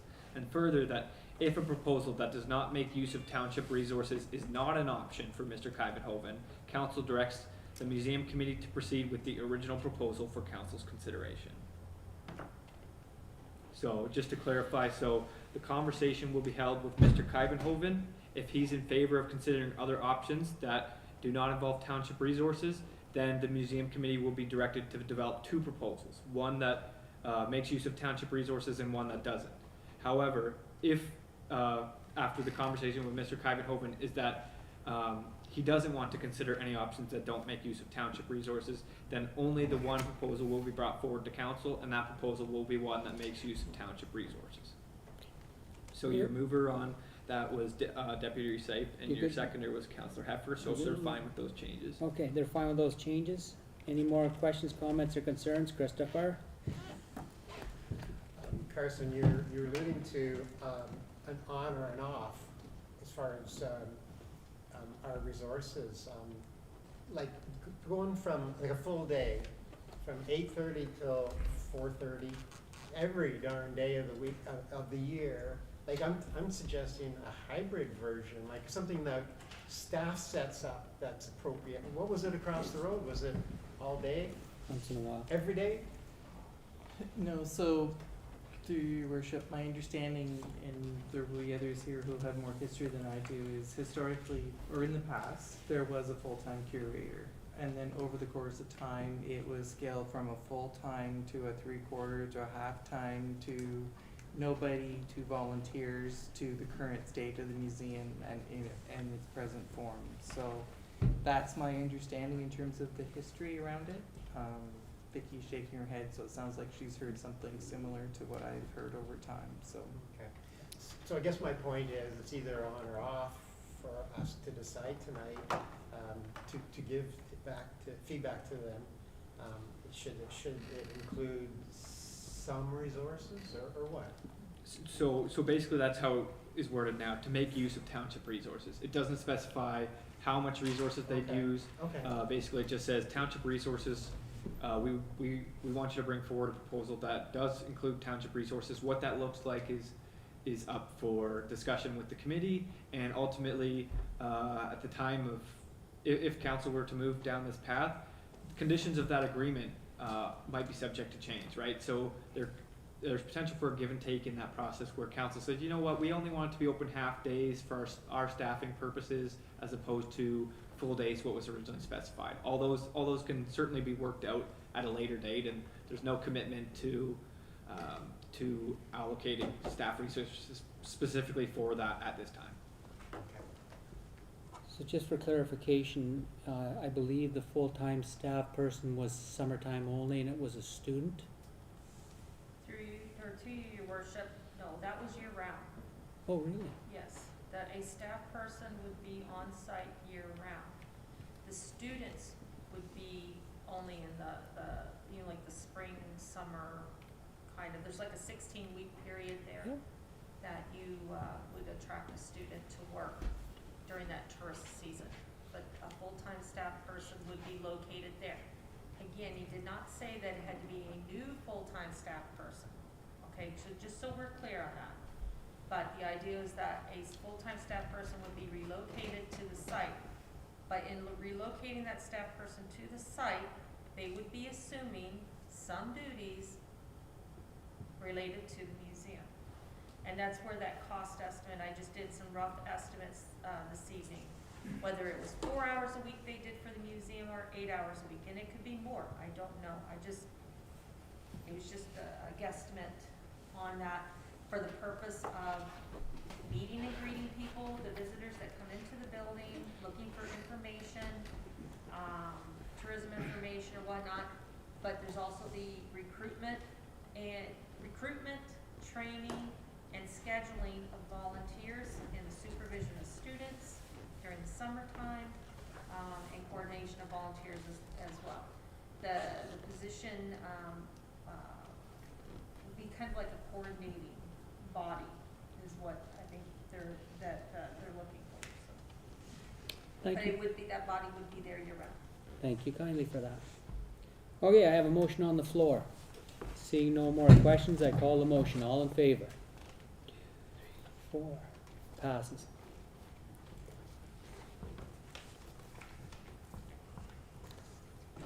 Holy cow. 7.4.1, Housing Dam and the dam RFP outcome.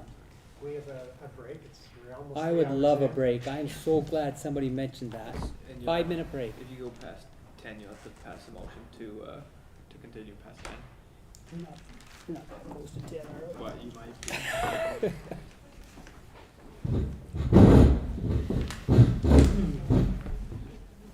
5-minute break, guys. Do I have to have a motion for that? No, it's okay, and I'm just gonna leave everything running. Does this thing have to be staring at us all the, like? We don't need it anymore. Presentations are done. Great, appreciate that. That thing's staring. Shut that, yeah. Carson's looks like he's gonna shut it down. I guess if I get a break, I'll get over there. Carson, is it possible? Yeah. Sorry. Guys.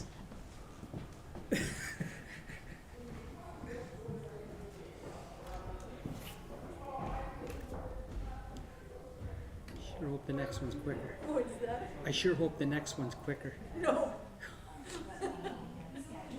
You think? They're all being Yes. items. We are all fired up tonight. Yeah. It frustrates me that it just frustrates me that one little report can derail whatever they've been working on for the past 7 months. Yeah. Like, one report that says the municipality shouldn't be involved. Like, I just, Yeah, that is not up to them, it's up to us. I get it. Yep, that's fine. But at the end of the day. No, I mean, it's not up to KPMG to say that, it's, they can say it, but. Yeah, they can say it. That's their, That's their a report, that's a recommendation. recommendation. There's probably gonna be a lot of things in those recommendations we're gonna do.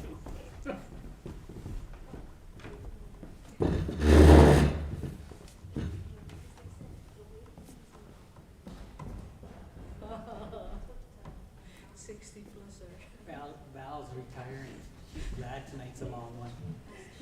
Val's so happy. She's retiring and it's a long one tonight. Don't you know I always say I'm gonna poke my eyes out at these things? Democracy is not my favorite thing. Move to Russia. Move to the United States, you're working through that pretty good. Just during these times, it's not my favorite. For the rest, you're pretty happy. Yeah.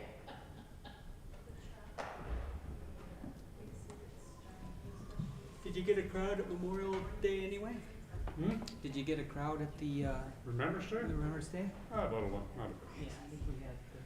Doing anything? That was cold February, or not, It went for Remembrance Day here in Wingham. It wasn't too bad. It was actually nice. The year before. The year before, it was like snowing on your head, your eyebrows, it was like. I should have closed the door. because of all I just the- thought that too. Yeah, it was very We hard. didn't have our timing down. No. We got it time to go into Memorial Hall. Okay, the meeting right is covered. And we leave, Storage right in. his office, that'd be ideal. This, we were trying to do it too quick. Oops, we have 4 minutes late for 11. You were improvising. Wait, we're not gonna get I this. got to work store and come down the Mead Street, everybody was all lined up, right, so I just went around, Victoria Street, whatever, and then I just parked right up. No, I'm good, thanks. Then I go down and Jimmy's like, we've been waiting on you, Vern, right there, okay, here we go. Delicious, perfectly cooked roast beef dinner with really extra spicy horseradish. But I'm paying for it. Yeah, I bet.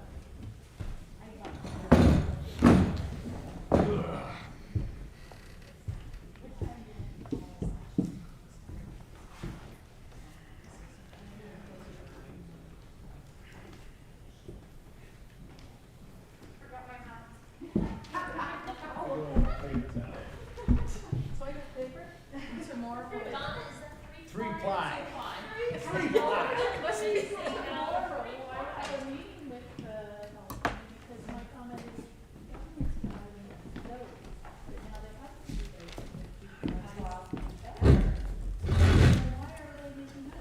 you get to drive all the way back to Goderich after this, if we get out of here tonight. Maybe you can Yeah. stay for tomorrow morning, Dad. Yeah, and then wake up, come to work for 8:30 tomorrow, so.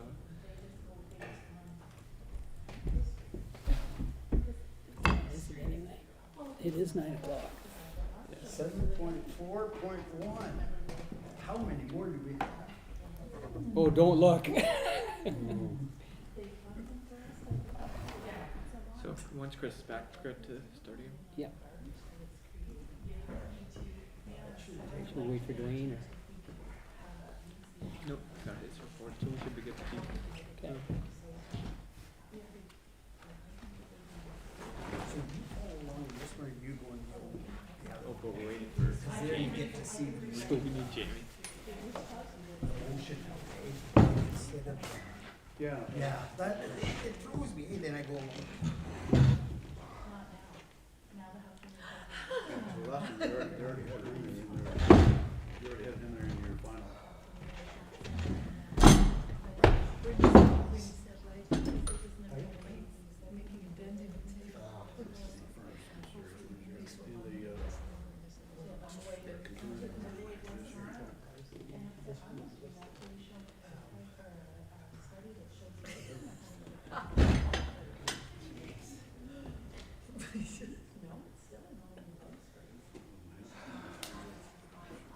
There's Jamie and Dwayne.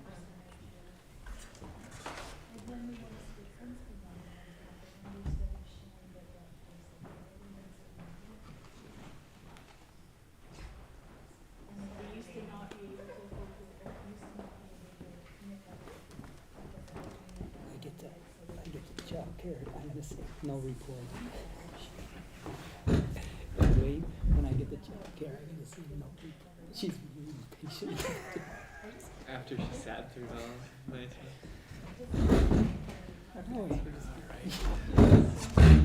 You're good, buddy. Okay. Going to go to, not that one again, 7.4.1. 2020-28 House and Dam and, Bridge and Dam RFP outcome. Before I ask for a mover and a seconder, I'm going to get Jamie to talk to this one. Sorry, I'm a little bit out of breath. Ran there, ran back. So, the purpose of this report is to inform council of the outcome of the RFP process. It is recommended council accept the RFP submission from Shant Limited for Phase 1 concrete spillway testing to confirm the suitability of the existing concrete for rehabilitation. It is also recommended council authorize the Reba clerk to sign an agreement with Shant Limited for Phase 1 at a total of $46,860 exclusive of taxes. So in September, staff released the House and Dam request for proposal. The RFP was developed based on extensive discussions with council and the direction provided by the Housing, Bridge and Dam Committee. The first attempt resulted with no consultants bidding on the RFP. During follow-up discussions, it was mentioned that the legality and indemnity clauses were potentially too stringent for consultants to bid. Staff conferred with the township solicitor and he advised that clauses within the RFP were standard in nature and recommended no changes to the RFP. He commented that the clauses provided the township with necessary liability coverage for the work involved. In October, the RFP was released again to the industry and staff took advantage of a new procurement software. The software allows staff to issue the RFP to various vendors electronically and provide staff with the means to view how many vendors requested the document. A total of 9 consultants requested the document throughout the duration of the tender being released. Shant Limited was the only company that submitted a bid for the House and Dam RFP. Their bid was complete and provided costing for Phase 1 and Phase 2. So the Phase 1, the concrete spillway testing, came in at $46,860. The Phase 2 would be triggered if Phase 1 showed that the concrete could be rehabilitated, and that came in at $47,835. throughout the course of, I believe, a year and a half, there was various meetings with the Housing, Bridge, and Dam Committee, and there were various motions and recommendations that are also found within the report. I'll let you guys read those. In July of 2020,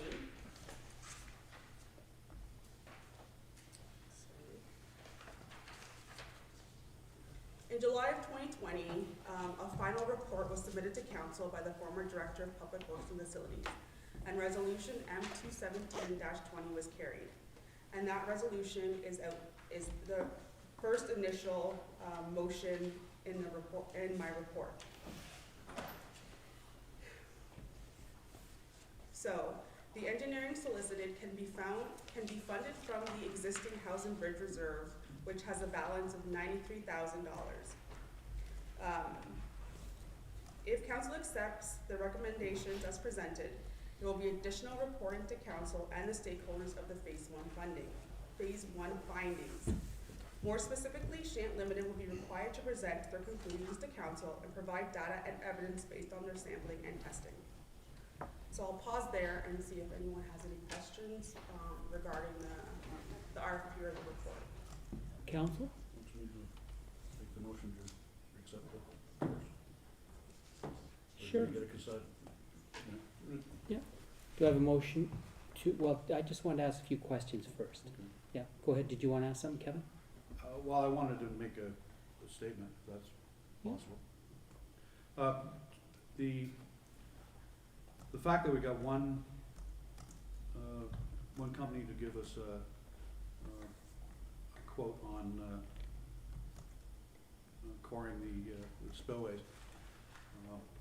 All the other, if you notice, all the other companies that were listed were companies we've worked with before. We've had good working relationships with, and they've given us information prior to the condition of the dam. And all that information was concluded in the recommendation by the dam committee to look at rehabilitation.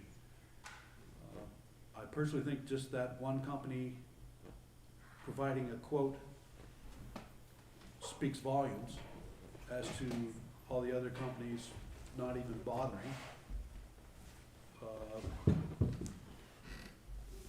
Speaks volumes. I think that tells us everything we need to know. I don't know what I understand the concept, but recording the spillway, or possibly, I don't believe the spillway was cored before. And that's just new information that they were looking for.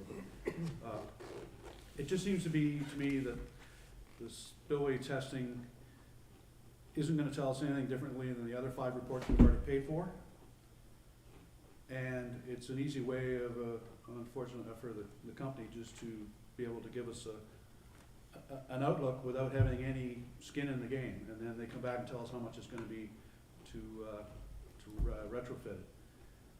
I thought the question going out for the companies to do was a request for proposal for reconstruction of the rehabilitation of the structure.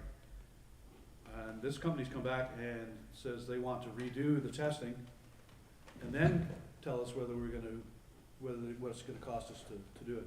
I just don't, I hate to see good money going after bad, but it may give the committee the information that they require at that $46,000. But I just did my own personal thoughts on it. They were privy to all the other information that every other company was. It's on our it's on our damn website. I have a hard time just saying that this is good money after, or bad money, good money after bad. But, that's my feelings on this. Anyone else? Go ahead, Chris. Well, we're not really commenting, we haven't made the motion yet, but this is just questioning for Jamie at this point of her presentation, right? The second, throwing out the second time for the RFP, was the legal parts included as well? Like they were the first time, nothing happened, and then the new software, but was the legal part still part of the request? Or embedded in the request? Through Reed Bailey to Council Palmer, yes, Okay. they stayed the same for both RFPs. They were not different, they were the same, they were just put out at 2 separate times. Thank you, Jamie. Before we go any further, I am gonna get a motion on the floor. Because there seems to be, this is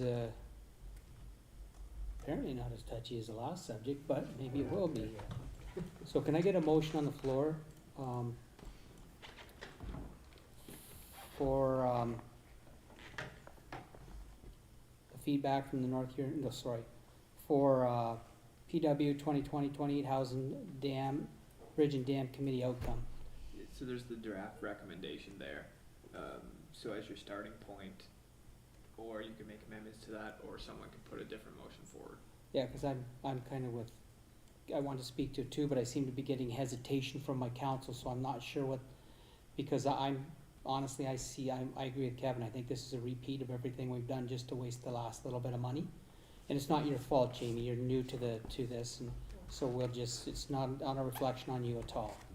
This is 25 years of argument is what it is, go ahead. Through, to Reed Bailey, so the core sampling will be completed on the spillways. The last time the core sampling were completed, they were on the piers, looking at those different structures, I guess, within the bridge and the dam. So one of the things was that the previous consultants were not confident in the concrete all the way through and wanted to make sure that further testing was completed prior to moving forward with rehabilitation. So that's where the different portions of this RFP came from. I can just reflect back to the CAO, I know they drilled the holes on top of the bridge, and then did we not give them $12,000 more to drill holes? We're talking about the old spillway, we're not talking about the newer one to the foundry side. We're just talking about the older bridge, okay, Correct. just so we get that straight. Did we not, have them come back and do that, or whatever became of that?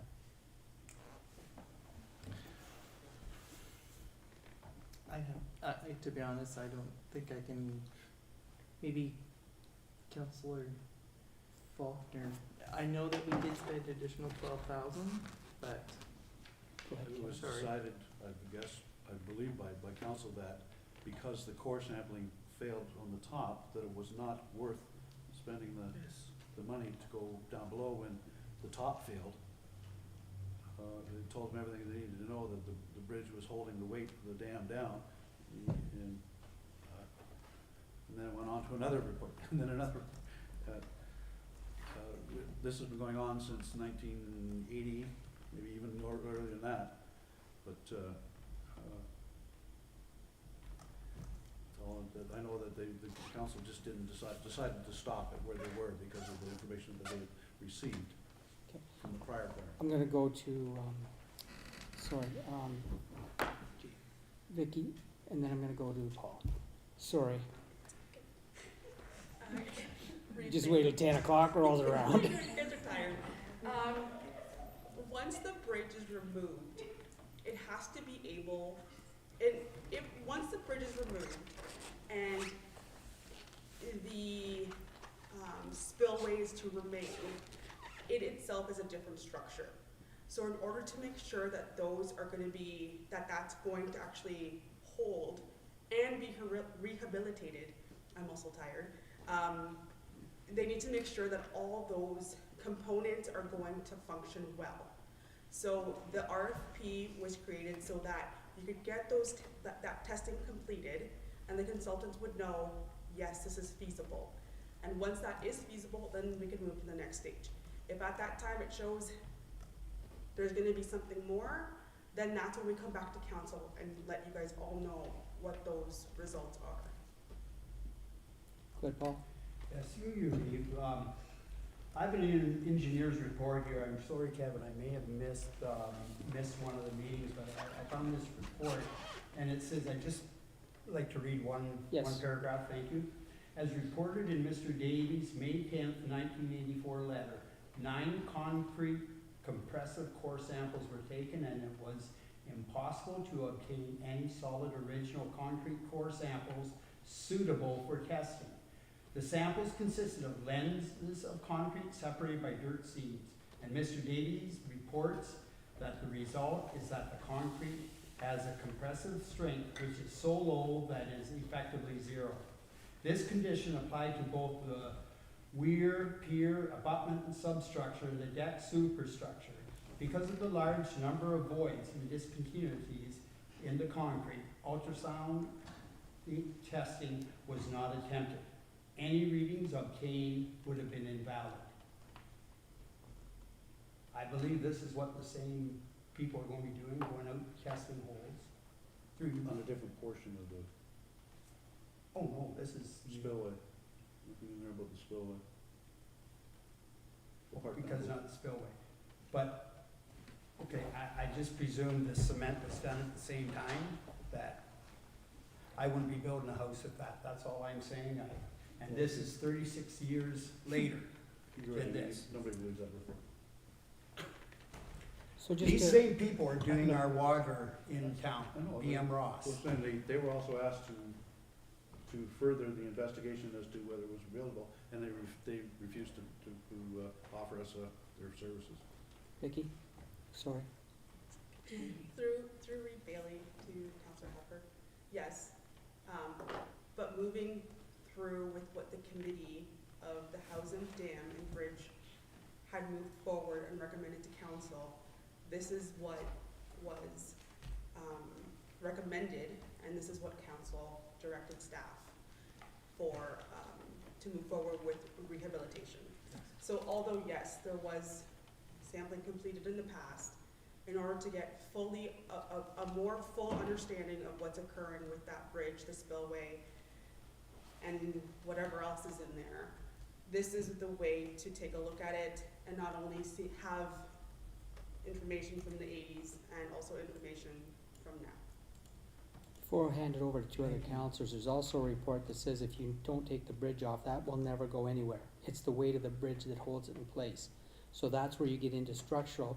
And I hear in this report, they want to take the bridge off to fix the spillway and just keep the spillway when we all know that it's the bridge that keeps it in place. This is so upsetting and so many years of headaches. We really need to bring this to, and it's nothing to you, my dear. This has been going on and on and on. Every report tells you a different story. I do know that it's very clear that if you take that bridge off, that sucker's moving. So why would you take the bridge off and pay somebody to put more weight underneath it? Anyway, I'm gonna go to Kevin first and then Trevor. Oh, yeah, but we wait for a motion or not? So, I can read the draft motion that was with Jamie's report, and then you can have a discussion on that motion. Or someone, like the floor is open right now, council has the ability to make a motion however they see fit and, put it forward for, So none of my worry is when we make comments after something's on the floor, that's legal, everything, but comments made prior to, do they get negated or are they as legal as it's, the other? it's all how the chair likes to, chair's preference, right? So It doesn't hurt, ideally it doesn't hurt to have a motion on the floor for discussion first. That would certainly be my recommendation. Okay. So the reason I didn't call the motion is because as the person that ran the committee, I'm going, didn't we drill those? As somebody, Paul, I believe said, somebody else, Paul talked about drilling before, like why are we paying to drill again and again and again and again and again? So that was my concern. I wanted to get that out in the open. Let's have that discussion before we go for the motion as it sits. Because we have had so many studies done, surely there must be a study done that counts. But if not, and the council has a conversation and doesn't feel it is, well then the motion's on the floor. As our director has said, this is what the council asked them to do and this is what they've done. So that's why I haven't, okay? That's the main reason. So, I have, who was it over here? Kevin, I believe Trevor was next, and then you, Chris. No, 3 read to Jamie. Why do you think that we only had out of 2 unsuccessful allocations for an RFP, that these were the only ones that responded, and how highly accredited are they in this business, in the dam building business? Drew Reed Bailey to Councilor Faulkner. Why only one submitted? I'm not sure. I could speculate as to that. I did get questions asked of like interest shown both times, but I'm not sure. And looking at the proposal provided by them, they were thorough. They did research and did come to take a look at the spillway and the bridge, and based their recommendations or their RFP off of actually coming and taking a look at it. They have quite a few projects on their website as well, varying in prices. So I can't say that they're not a reputable company. They have all the proper documentation. So that's all I did. But I can follow up with they did provide a plethora of references as well. Trevor? So the RFP process that we put out there was for, in fact, a company to come with a scope to tell us what to do with that structure. That was the request by this council, is to get somebody that's gonna give us a structure, give us a scope of what can be done with that structure under a rehabilitation discussion. I can tell you, am I surprised that they wanna drill? Absolutely not. If I'm gonna put my name to a structure of that size to fix it, do you honestly believe that I'm gonna take anybody else's recommendation for it? Not a chance. Especially when it comes to the liability that's gonna be resulting in fixing of that structure. So am I surprised of that they're wanting to drill on their own? No, I'm not surprised. The spillway, from what I recall, has never been core sampled. KGS wanted to do a core sample at the time when they did the class A, the EA. We didn't let them do it because they had enough information for where we wanted to go. I don't recall the spillway ever being actually sampled or tested. Even if it was, I would argue that if I'm a company, I'm not gonna take, depending on, and especially if it was done in '84, I'm definitely not taking those recommendations. Arguably, we have asked this company to come with a scope. In order to come with a scope, they need some things from us. And what basically anybody's saying, they're looking for $90,000 at the end of the day. 46 to start. Because after they core sample, they could say and come to us and say, well, it's not rehabilitatable. You're basically going to take it out. Like, that's what you're gonna get. That's the way I interpret this as coming. It's either they're gonna come to you with a scope that says, here's what I think you can do, now that we've got the sample and we know that it either can be fixed or it can't, here's what we believe is the best option to do this rehabilitation. Bridge on, bridge off, whatever the case may be. That's their responsibility with an engineering firm to figure that out and provide us that recommendation. Because we then have to give it back to this committee to fundraise, as we talked about, on behalf. Arguably, I can't see them, anybody, any company, giving us a scope of work without them doing testing to provide that, to provide their level of comfort. I just don't see it happening. So am I surprised? No, I'm not surprised. I think we have to be careful in the sense that, are we doing the same thing? Yes, I think we are doing the same thing, but we've never asked a company to ask for a rehabilitation plan. We've never asked anybody to do that. We get to a point and then we stop. because there's been lots of issues about how this reserve money is being spent. Right? That there's been lots of discussion about how this reserve money's been spent. And I don't know about you, but the reserve money wasn't a lot of reserve money to begin with. And it didn't grow, it stayed stagnant for 10 years from that report, the 1983 report. So, you know, these are things that we are going to have to do to make sure our liability is covered, to make sure that we are consistent on how our approach is. Are we following the recommendation of the committee? Absolutely. If anybody in that committee was to come and say to me after if we accept the motion to let them do it, well, why would you do that? We've got a proposal that says it's already stable. Well, okay. Then are you willing to put your money where your mouth is and put all that money into it and put your liability on the place? They won't do it. They would have probably asked somebody to core. So I don't think we have to we don't have to condone what, you know, we've asked a company for something. This is the company saying to us, yes, you want this? We will give you this if you do this and this. If we just told a company, give us a proposal based on the 85 reports we have, you wouldn't see one RFP. Because they wouldn't do it. Why would I take somebody else's work? Because I don't believe their work. That's why there's 4 engineering reports that all contradict each other. So if council's going to continue to work on this process, we have to take this RFP and continue to move the process with this company. No other more, and I say this is all honest, we've had 4 different companies on this structure. If we're going to take this RFP, and it's the only one that we can take because nobody's offered, then that's the company we have to go with, and that's what we're going to do. If not, then it sits there until we're willing to get more people to RFP.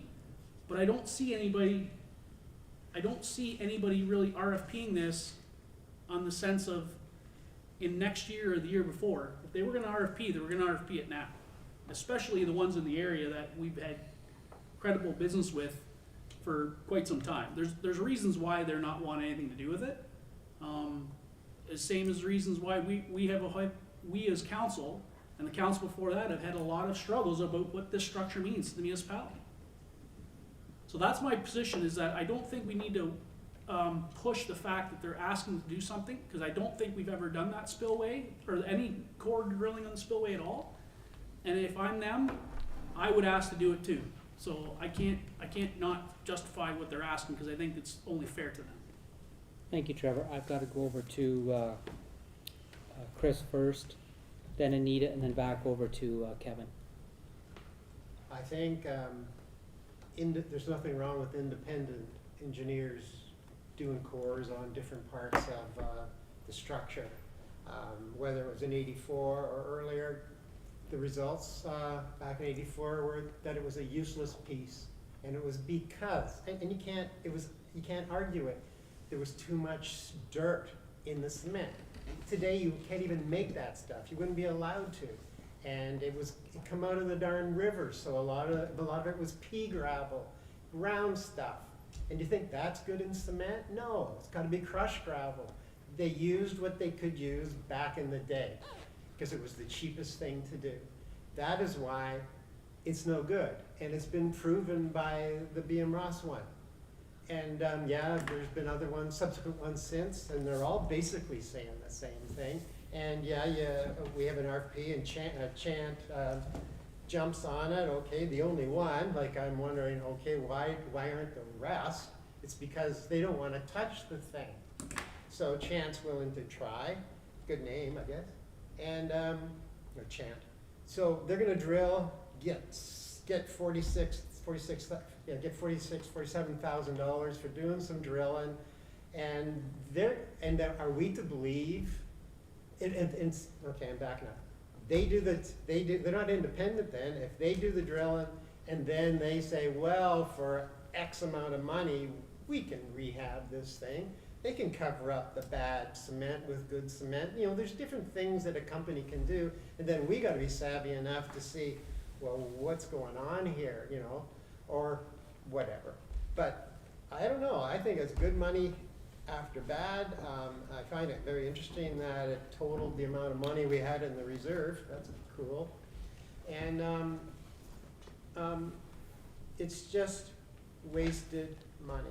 Oh yeah, that back in '84, that's 36 years ago. How much thaw and freezing and thawing has gone on down there in the spillway? Like, it just wrecks it. You think it's bad on top, it won't be any better down the bottom. I just do not like this, and you know, are we really getting into it then? Can I say another point? Yeah. Yeah, it was mentioned last time this came up, because I was putting up such a fuss, or some of us were putting up fusses, that why would anyone ever want to get on a committee of council if we're ready to knock their legs out right away? Well, let it be a message to any committee and councils in the future that if it's part of their mandate is to be fair, is to be equal, express both sides of the issue, then I say you better do it, because watching this committee in action, nothing against. I just want to step in. You're talking about the people that aren't here to defend themselves. You're talking about a committee that's not here to defend themselves, and they did the best they could. And you're taking my words. All I want to say is that I didn't feel that this committee represented that, so that's why I have no problem voting the way I will vote about it. Okay. That's my Okay. call. Nita. Yes, can we justify spending $46,000 on a spillway when we know the rest of the dam is no good at all? And is the question we asked this RFP for, maybe that's the wrong question, maybe we should ask it a little bit differently. And I looked up Chant at their website, and they're pretty much specialized in decommissioning dams. I found it really interesting. It's the last, that it's about 4 dams lately for decommissioning, so I'm Go ahead, Kevin. Through you, Jamie, did they give any indication as to the length of time or time frame for doing that coring? Was that going to be due during the, like if they were accepted during the winter months, or are we waiting again for another year till summer or whatever? No, through Reed Bailey to Council Paul. No, they had actually wanted to do it this winter. Trev. Yeah, so again, I'm just gonna say, the testing is gonna be the testing. And they're gonna come back to say whether it's a decommission or it's a rehabilitation. I think we've asked, any company that was gonna get this RFP was gonna do the same thing. I don't think that they're asking us for anything different. This RFP was done on the recommendation of council. And yes, it was a tight vote to do that, but the council determined that that's what they should do, is do this RFP. That's what we've done. So at the end of the day, I can't think we should be surprised that we got somebody to do it. Arguably, they're gonna do this testing and come back to tell us what the testing told us. And then it's gonna be a discussion, then it's gonna be more discussion. Because, well, even there's gonna be more discussion before phase 2 even starts, because we don't have any money in the reserve to cover the phase 2. So, at the end of the day, if council is so concerned, so been that no more money, no more taxpayer money is going to go to this structure, then somebody's gonna have to come up with 900 and something bucks out of their pocket in order to cover this extra phase 2, if that is what council has been discussed about. So, again, I think we just need to decide whether we're accepting of them doing phase 1 or not. And if we're not, then I think the next discussion needs to be, what are we gonna do then? What are we going to do? Thank you, Trevor. Good discussion all the way around, by the way. So, that the Council of the Township of North Huron hereby receives a report of the Director of Public Works and Facilities dated November 16th, 2020 regarding the House and Dam RFP outcome for information. And further, the council accepts the RFP submission from Chant Limited for Phase 1 concrete spillway testing to confirm the suitability of the existing concrete for rehabilitation. And further, the council authorizes the Reeve clerk to sign an agreement with Chant Limited to Phase 1 to a total of $46,860 excluding tax. And further, that the findings of Phase 1 be reported to council as at a future meeting. Do I have a mover? I have Kevin. Do I have a seconder? I have Anita. Questions and comments, anyone? All in Ask favor? for I have recorded a vote. question. Oh, you have a question? Yes. Oh, I thought you were holding your hand up to vote, sorry. Go ahead. For the second sentence, concrete spillway testing to confirm the suitability of the existing concrete for rehabilitation, can we add something? Or, I would like to make it a little bit broader, that it's not just for rehabilitation, but for, That's what they request. That's the That- committee's. You only have one or two choices. If it's not good for rehabilitation, it's decommission. There's no choice. can we put that in here? Does it, They'll be reporting back on that. Basically, that's basically what's outlined there is what we're asking of them through the RFP process. And so they'll report back to confirm the suitability of the existing concrete for rehabilitation. And if it's not suitable, then basically you have your answer, right? okay. Recorded vote, please. Yeah, Chris has asked for recorded vote. Any other questions, comments, concerns? Not seeing any? Okay, Carson, when you're ready.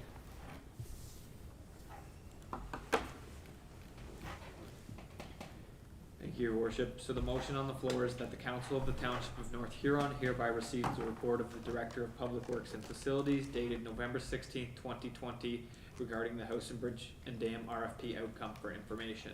And further, that council accept the RFP submission from Chant Limited for Phase 1 concrete spillway testing to confirm the suitability of the existing concrete for rehabilitation. And further, that council authorize the Reeve clerk to sign the agreement with Chant Limited for Phase 1 at a total of $46,860 exclusive of taxes. And further, that the findings of Phase 1 be reported to council at a future meeting. So this will be a recorded vote. So Deputy Reeve Sipe, Yes. Councillor Falconer, Yes. Councillor Heffer, No. Councillor Van Hittersum, Yes. Councillor Palmer, No. Councillor McBurney, Yes. and Reeve Bailey. Yes. So that vote carries 5-2, with the noes being Councillor Heffer and Councillor Palmer. Thank you. Thank you, Jamie.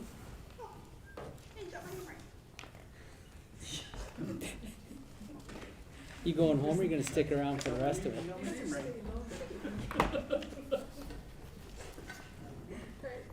Thank you. Okay, fire department, no report. Building department, no report. Childcare, no report.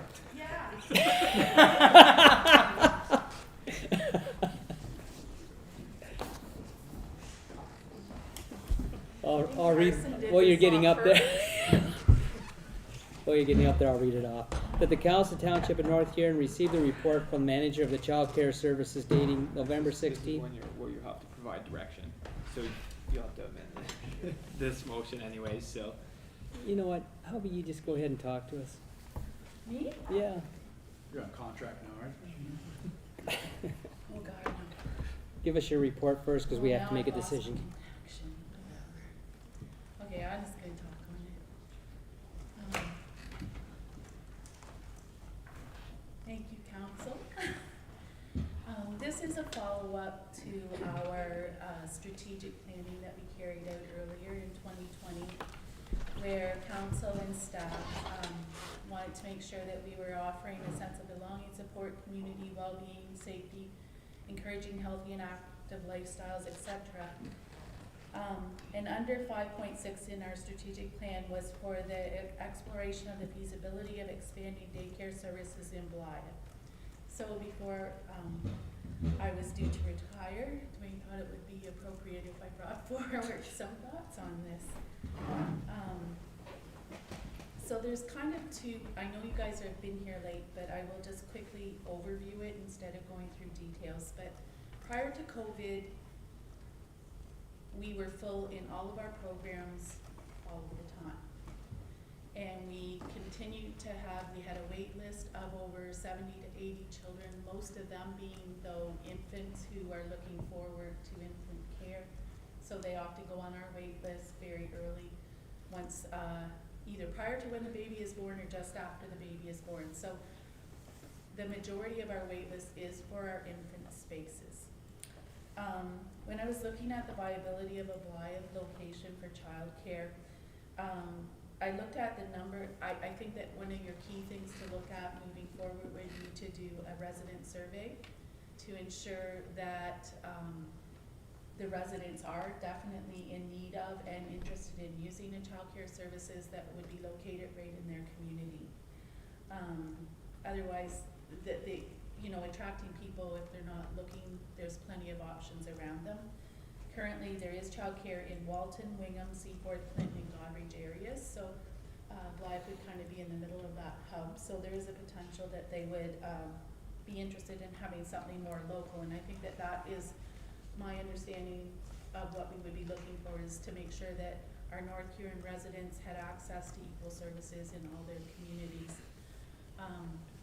When I calculate making a center run break even, the minimum number of children that seems to work is approximately 16 children, because you have to have so many staff on site. Once you're over 5 children, you have to provide lunch breaks, you have to have meals provided for them, etc.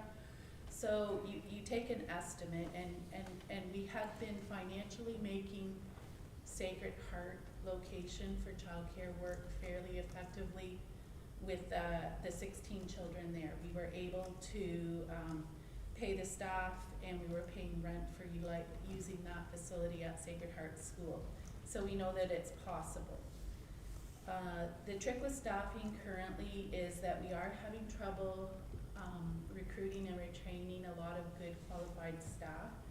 And we're currently not full in our programs, and we're still utilizing almost all of our previous staff with all the extra requirements for the COVID running and stuff. I wanted to highlight for you that there is another way to do licensing for smaller groups of children, and it's called family grouping versus a traditional childcare where you have infant, toddler, and preschool. This is a newer incentive to encourage smaller or rural areas to provide childcare, and it's called family grouping. I know that North Perth recently opened a new location in Moncton. They did qualify for expansion dollars, and so it was an expansion program. And it is being operated under this family grouping, which allows all the mixed ages to be together versus having their own separate rooms and requirements for sleeping, etc. So it's a little, it's a better fit for a Blythe area versus, say, just a general daycare in my mind. Also in North Perth, they did have the opportunity to move their library services and their Ontario Early Years services with that location. And the purpose of that was to fully utilize this space and to make good use of programming. So the nice part is that the early years staff can assist in the family grouping center, and the library has a similar clientele or group of people using their services, so they're a nice mix together. So that is a thought for moving forward if you were looking at a smaller childcare program. You would need staffing costs of approximately 2 registered early childhood educators. You would need a half-time, I would probably use an untrained just because it's cheaper again to have an untrained versus a trained to keep your costs lower. You would also need a half-time cook or cleaner. And all of those things add up to about $162,000 a year, and you see that annually with just 16 preschoolers, it was approximately $160,000. And when I talk about the costs of the staff, this does not include your operational costs of heat and hydro and food and such program supplies, so. But it also doesn't include getting government grants for the general operating grant that we get, or wage enhancement and those types of things on top of that. That would be determined after you were set up.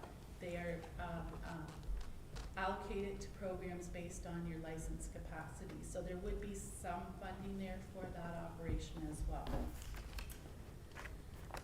I'm not going to go through the details of what you require because they are in your Child Care and Early Years Act. There's space sizing, there's window sizing, there's lights, there's storage, there's rest areas, all of those things. To give you an idea or thought on what might be a possibility for Blythe, we looked at some underutilized spaces and we looked at the upstairs of the auditorium of the Blythe Arena that's already in existence. So this is just to give you an idea of what might be needed to get something set up that's operational and meets ministry standards. If you looked at the space such as the Blythe Auditorium, there is a large commercial kitchen which has the mandatory commercial dishwasher and stuff that's required by the ministry. It has lots of ample space to divide into rooms. You could make several rooms, you could have an open concept space.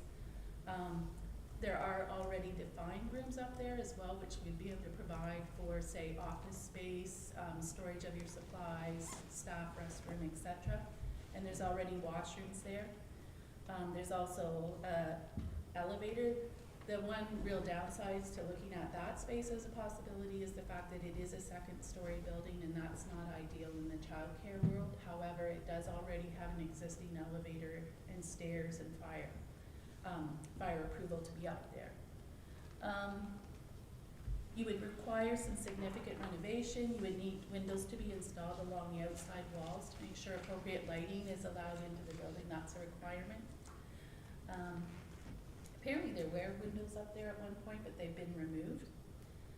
So it's a good possibility that they could go in. So I had Jamie and Vicky help me, and they came out and looked at the site just to give you a rough estimate of the numbers. And I think my numbers are a little bit different because we've added in a little bit for the playground yard and stuff, but at minimum, and a very low estimate would be about $150,000 to retrofit to get the required spaces set up there. And that would require creating an outdoor playground which is attached directly to the building. That's part of their requirement. So we couldn't walk down, say, to the Lions Park or, across to the ball field unless we had a closed-in space to get there, kind of thing. It has to be a closed-in space. So it's a definite possibility or a good use of space if that's something that council decided they wish to do. But I did want to highlight the COVID-19 factors that have affected us since we've reopened. We are not as full as we were when we closed. So we were closed from March to July. We have not reopened up at Sacred Heart School. So we just recently went through and had all the approvals to get expansion to the number of spaces up there to go up from 16 to 32.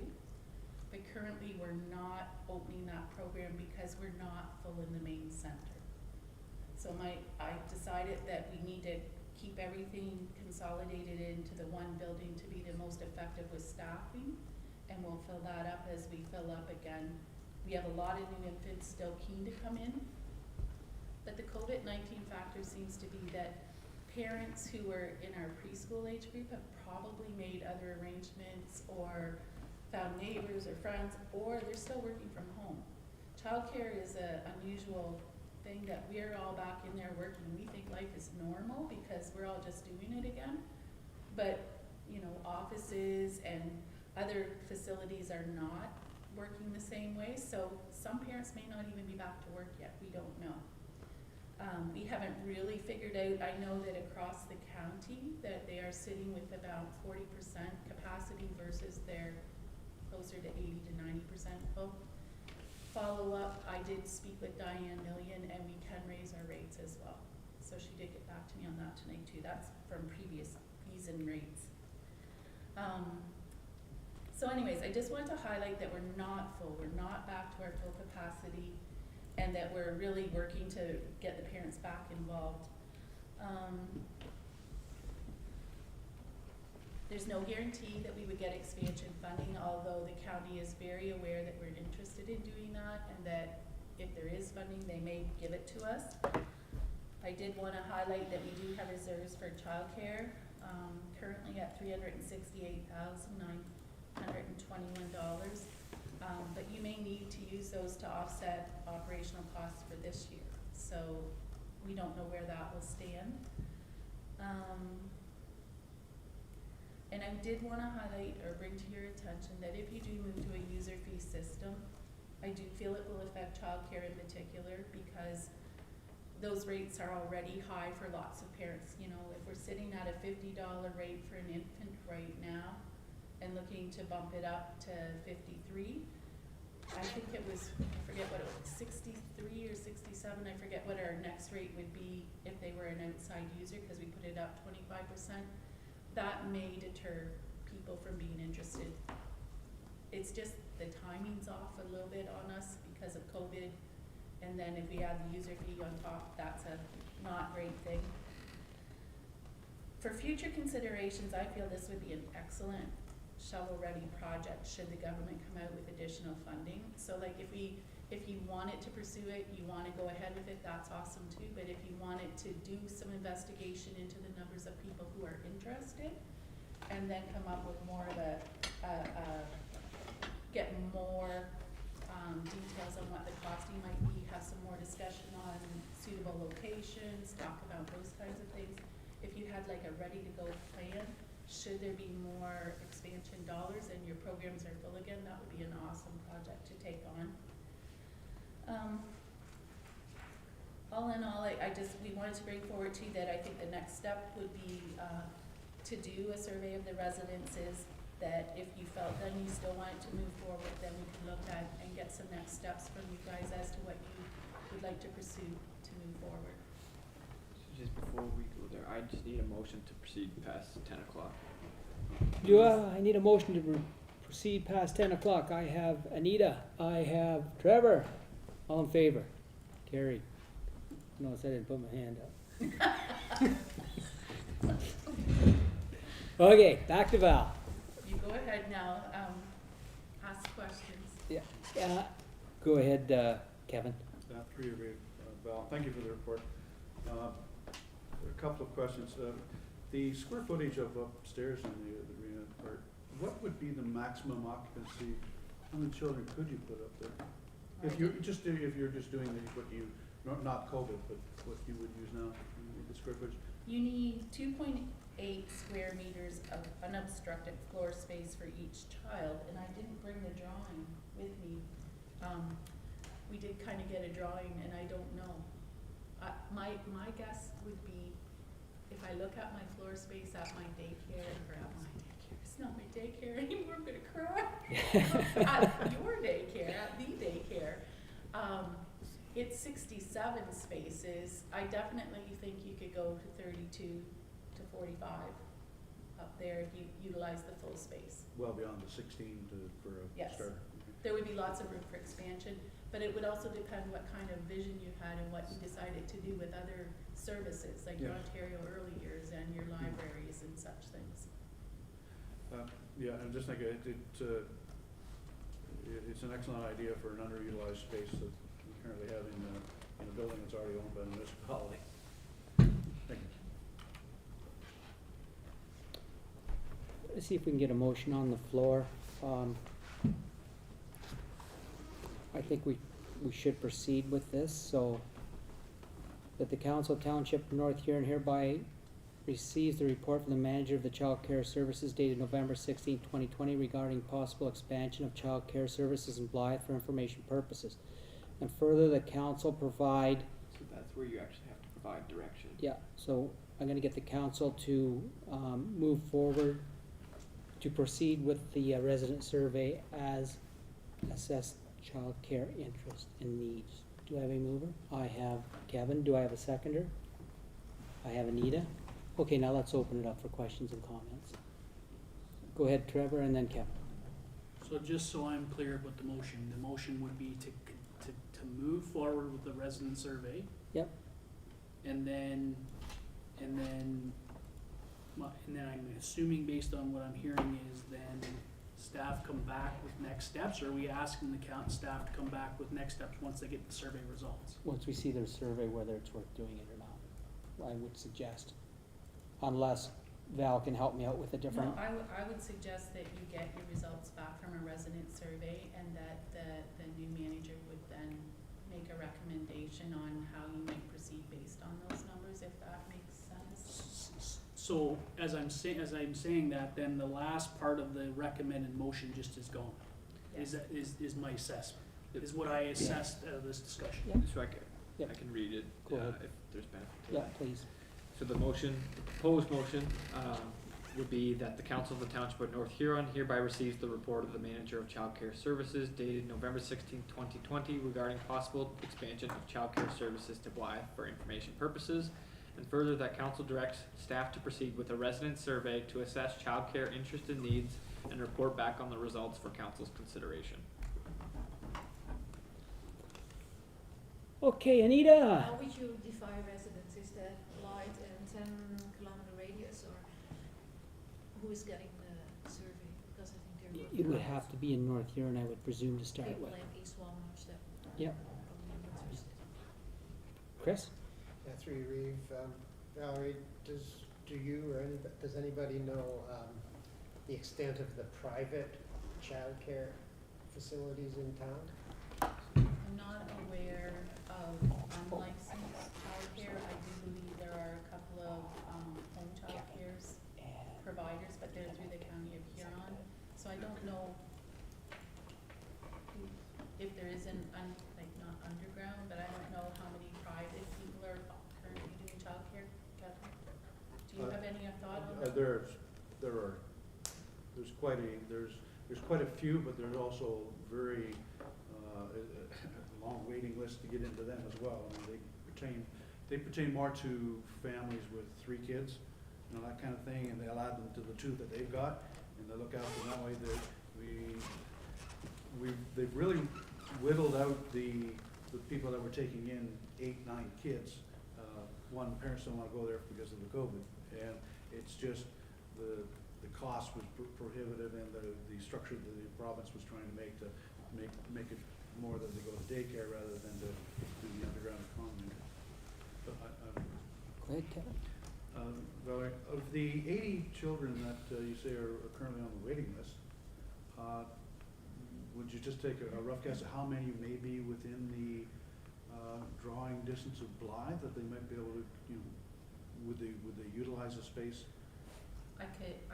I'm just curious. That would if be you know. something that we could add in. I guess I would ask for direction. I don't know the best way that you would complete a survey for your residents. Do we? No, I was just asking, just curiosity. Yeah, but if there even was an for opening. that piece of doing the survey, I don't know what the best way to do a survey for the township is. Yeah, so Carson?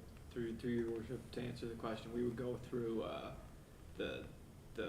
through Keystone, pull the, roll numbers and the addresses and do mail outs that way, just like we would for a mail out for property tax information or something along I'd be those curious to know how many people are, if Blythe is utilizing the Wing Yeah, daycare, I so do how many have people a would go to Blythe, and that would open up spaces in Wingham. Wingham for. Yeah, for sure. I do have, where do you have it, Bill? I have a list of, I know it's high on my call volume. yeah, patient statistics. Just thing more on people there. moving into town and businesses. Yeah, no, and I know that you guys are kind of building the services there. I sent one to Donna just so she had it. Here it is. So we currently have 97 Wingham users. We have 10 Lucknow users, 12 Bluevale, 13 Belgrave. We only currently have 4 Blythe, 9 Teeswater, 1 Goderich, 1 Clifford, 6 Brussels, 2 Roxeter, 2 Borey, and 1 Walkerton. So we were kind of looking at what our users are for the purpose of the rates and fees increases and the possible user fees.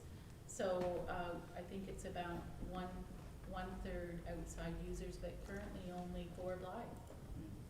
But it depends where they work. Yeah, but So if they're not heading into Wingham to work, like parents are it's such long days for them. So if they're leaving Blythe and returning to Blythe, they would use this, or if they're starting in Blythe and heading to somewhere where some parents don't like to travel with their children. So it depends. Yeah, it depends. there's been an explosion of children. Yeah. and I it's the cold think, nights are- too, what you were alluding to is the government did put a lot of restrictions on the unlicensed home daycare users, and a lot backed out because it's frightening the fees that are associated with that. But I do believe the government is trying to swing that back again, so they're looking at various options, so I don't know where daycare's heading that way.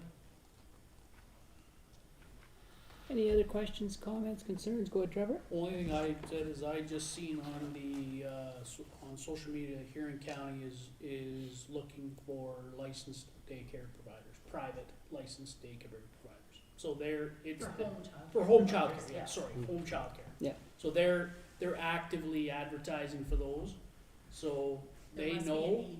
that they know there's a need somewhere. Obviously, cause if Huron County is wanting to look for it, then they know there's a need somewhere within Huron County, and I think anybody that would argue is, when or if we go back to whatever the new normal is, childcare is going to come back. Yes. The only way economy gets back is if childcare goes back to full. That's the only way the economy goes back to full. And I will let you know that those infants who are on the wait list, they're all keen and eager to come in, which is surprising to me, because infants are parents' precious, right? Like they're worried about them and they want the best for them, and if they're willing to come into our services and use it and use our programs, then I think, you know, it's a good sign. They will come back and they will fill their spaces up. It's just taking a little bit of work. Thank you. Any other questions, comments, concerns for Val? Not seeing any. I'm going to get the clerk to repeat the motion so that the mover and seconder, I believe it was Kevin and Anita, can verify that it's what they wanted to move. So the motion on the floor is that the Council of the Township of North Huron hereby receives the report of the Manager of Child Care Services dated November 16th, 2020 regarding possible expansion of child care services to Blythe for information purposes. And further, that Council directs staff to proceed with a resident survey to assess child care interest and needs and report back on the results for Council's consideration. Good. Okay. All in favor? Carries. So Val, is this your last report to us? Yes. Like you're just wandering off in the west and leaving us here by yourself? Yes. You don't care? Not after this. Not- I admire you all, as I have said in the past, for your dedication and commitment. It's not my cup of tea. Well, again, thank you for many, many years of service, and as I said many times, you and Ange made a hell of a difference in my life. It would have been a lot different if I wouldn't have taken those two children to the daycare, and the way that you and her both just with open arms greeted them and loved them all up when the world was going all to hell in a handbasket. So thank you for everything you've done. You're very welcome. It's a great joy to have been a part. It has been a great joy to be a part of so many of the children in this community. Like, that is the best part of our job, for sure. And then to let, you know, council has supported growing it all the way through, like I said. So it's been an awesome. Great. Mhm. Great. My grandchildren attend now too. Oh, so you're not going too far. No, You're going to I be bring picking them every up. day. It's delightful when you drop them off. Thank you very much, Val. Thank you. Okay. CAO's report, we have none. Correspondence, there's a letter from the Huron Domestic Assault Review, the team, that the Council Township of North Huron hereby approves lowering Township of North Huron flags on December 6, 2020 to acknowledge the National Day of Remembrance and Action on Violence Against Women. Do I have a mover? I have Trevor. Do I have a seconder? I have Anita. Questions, comments, concerns? Not seeing any. All in favor? Carries. Thank you. Council reports. The Reeves Activity Report. Interesting move at the county. We've decided to put I believe it was 2.5. If Dawn is still here, I sent her a message. I'm pretty sure it was 2.5% tax increase every year, and it's to go towards capital. So they now have a set amount of money before they start doing their budget each year, so they know that, well, we hope they don't go over it, but they do have that set amount of money so that, the council isn't arguing back and forth on what should be and not be. The staff will simply pick out the ones that need to be and move forward with it. Something for us to keep in mind as we go into our budget deliberations. Not saying we can start that high, but I think it's a good move. The Economic Development Recovery Team is moving along. I don't know if I mentioned that we picked the broadband as our biggest issue. Anita knows that when we're having meetings and she was fading in and out. I have had a reach out from Urintel to say they would work with us. Ben Law is gonna be joining. We have, who's the MPP again? Lisa Thompson with us at the meetings, as well as community members and staff. The county's gonna provide us with the map, so we know actually where the low spots are. So if we can get everything together, we're gonna start taking care of the places where children, when they're at home because of COVID, could not get taught, they will be taught. North Huron has taken the lead on this. I'm not aware of any other of the communities doing it, but we'll definitely share our findings and the way we pulled it off with them. That's about it for me. I'm gonna hand it out to the councilors, committee members, council members for committees. Okay, and there's not too much. Paul, we pretty well flushed you through everything today, so we understand that one. Go ahead, Trevor. Yeah, I just wanted to bring an update. Myself, Carson, are sitting on the committee, the Community and Wellbeing. Connectors. No, this is the Community and Safety Wellbeing. and Wellbeing Plan. Yeah. So we're working through that.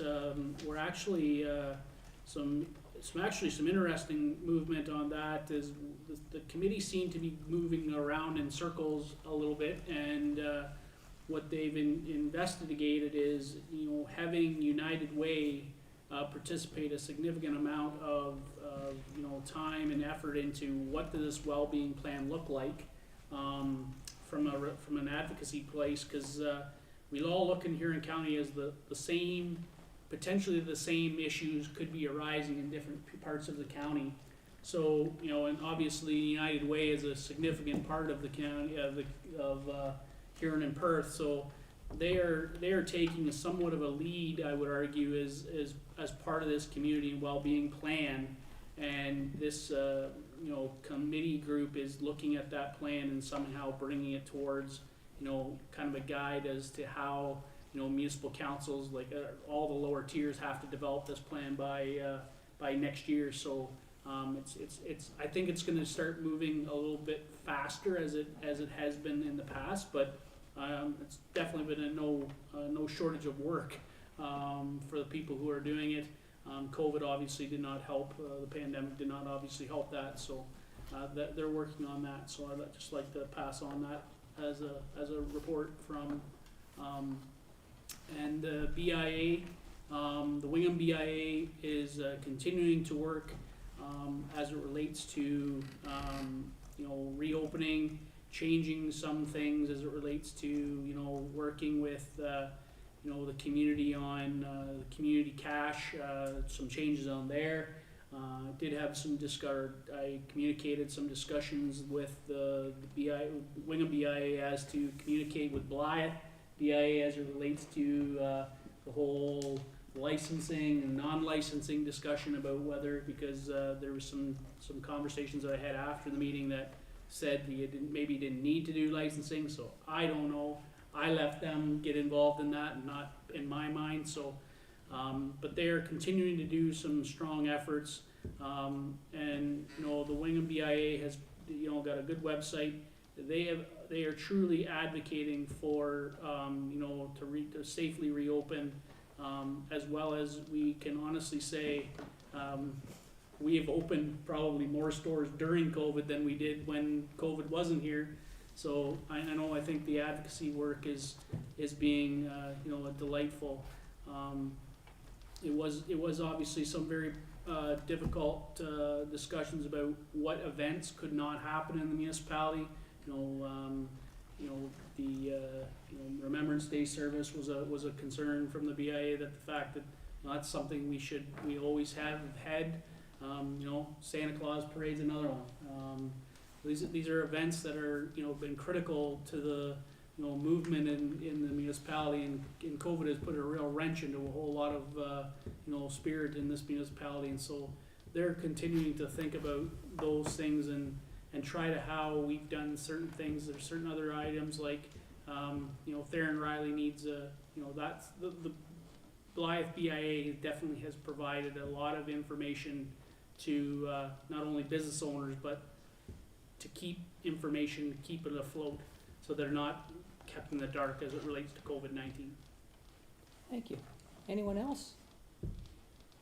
Not seeing anyone, we'll move on. Just comments from members. Is there any comments from the members they'd like to speak about? Go ahead, Kevin, and then Trevor. Thank you, Reeve. A few comments to bring forward. As Trevor was saying about the stores opening during COVID, we have 2 stores opening in, one reopening and one a new store opening up. But I'll be bringing forward more information on that when they've got their grand opening schedule in place. But as you say, we've got 2 more storefronts that are occupied this year, which is nice to have.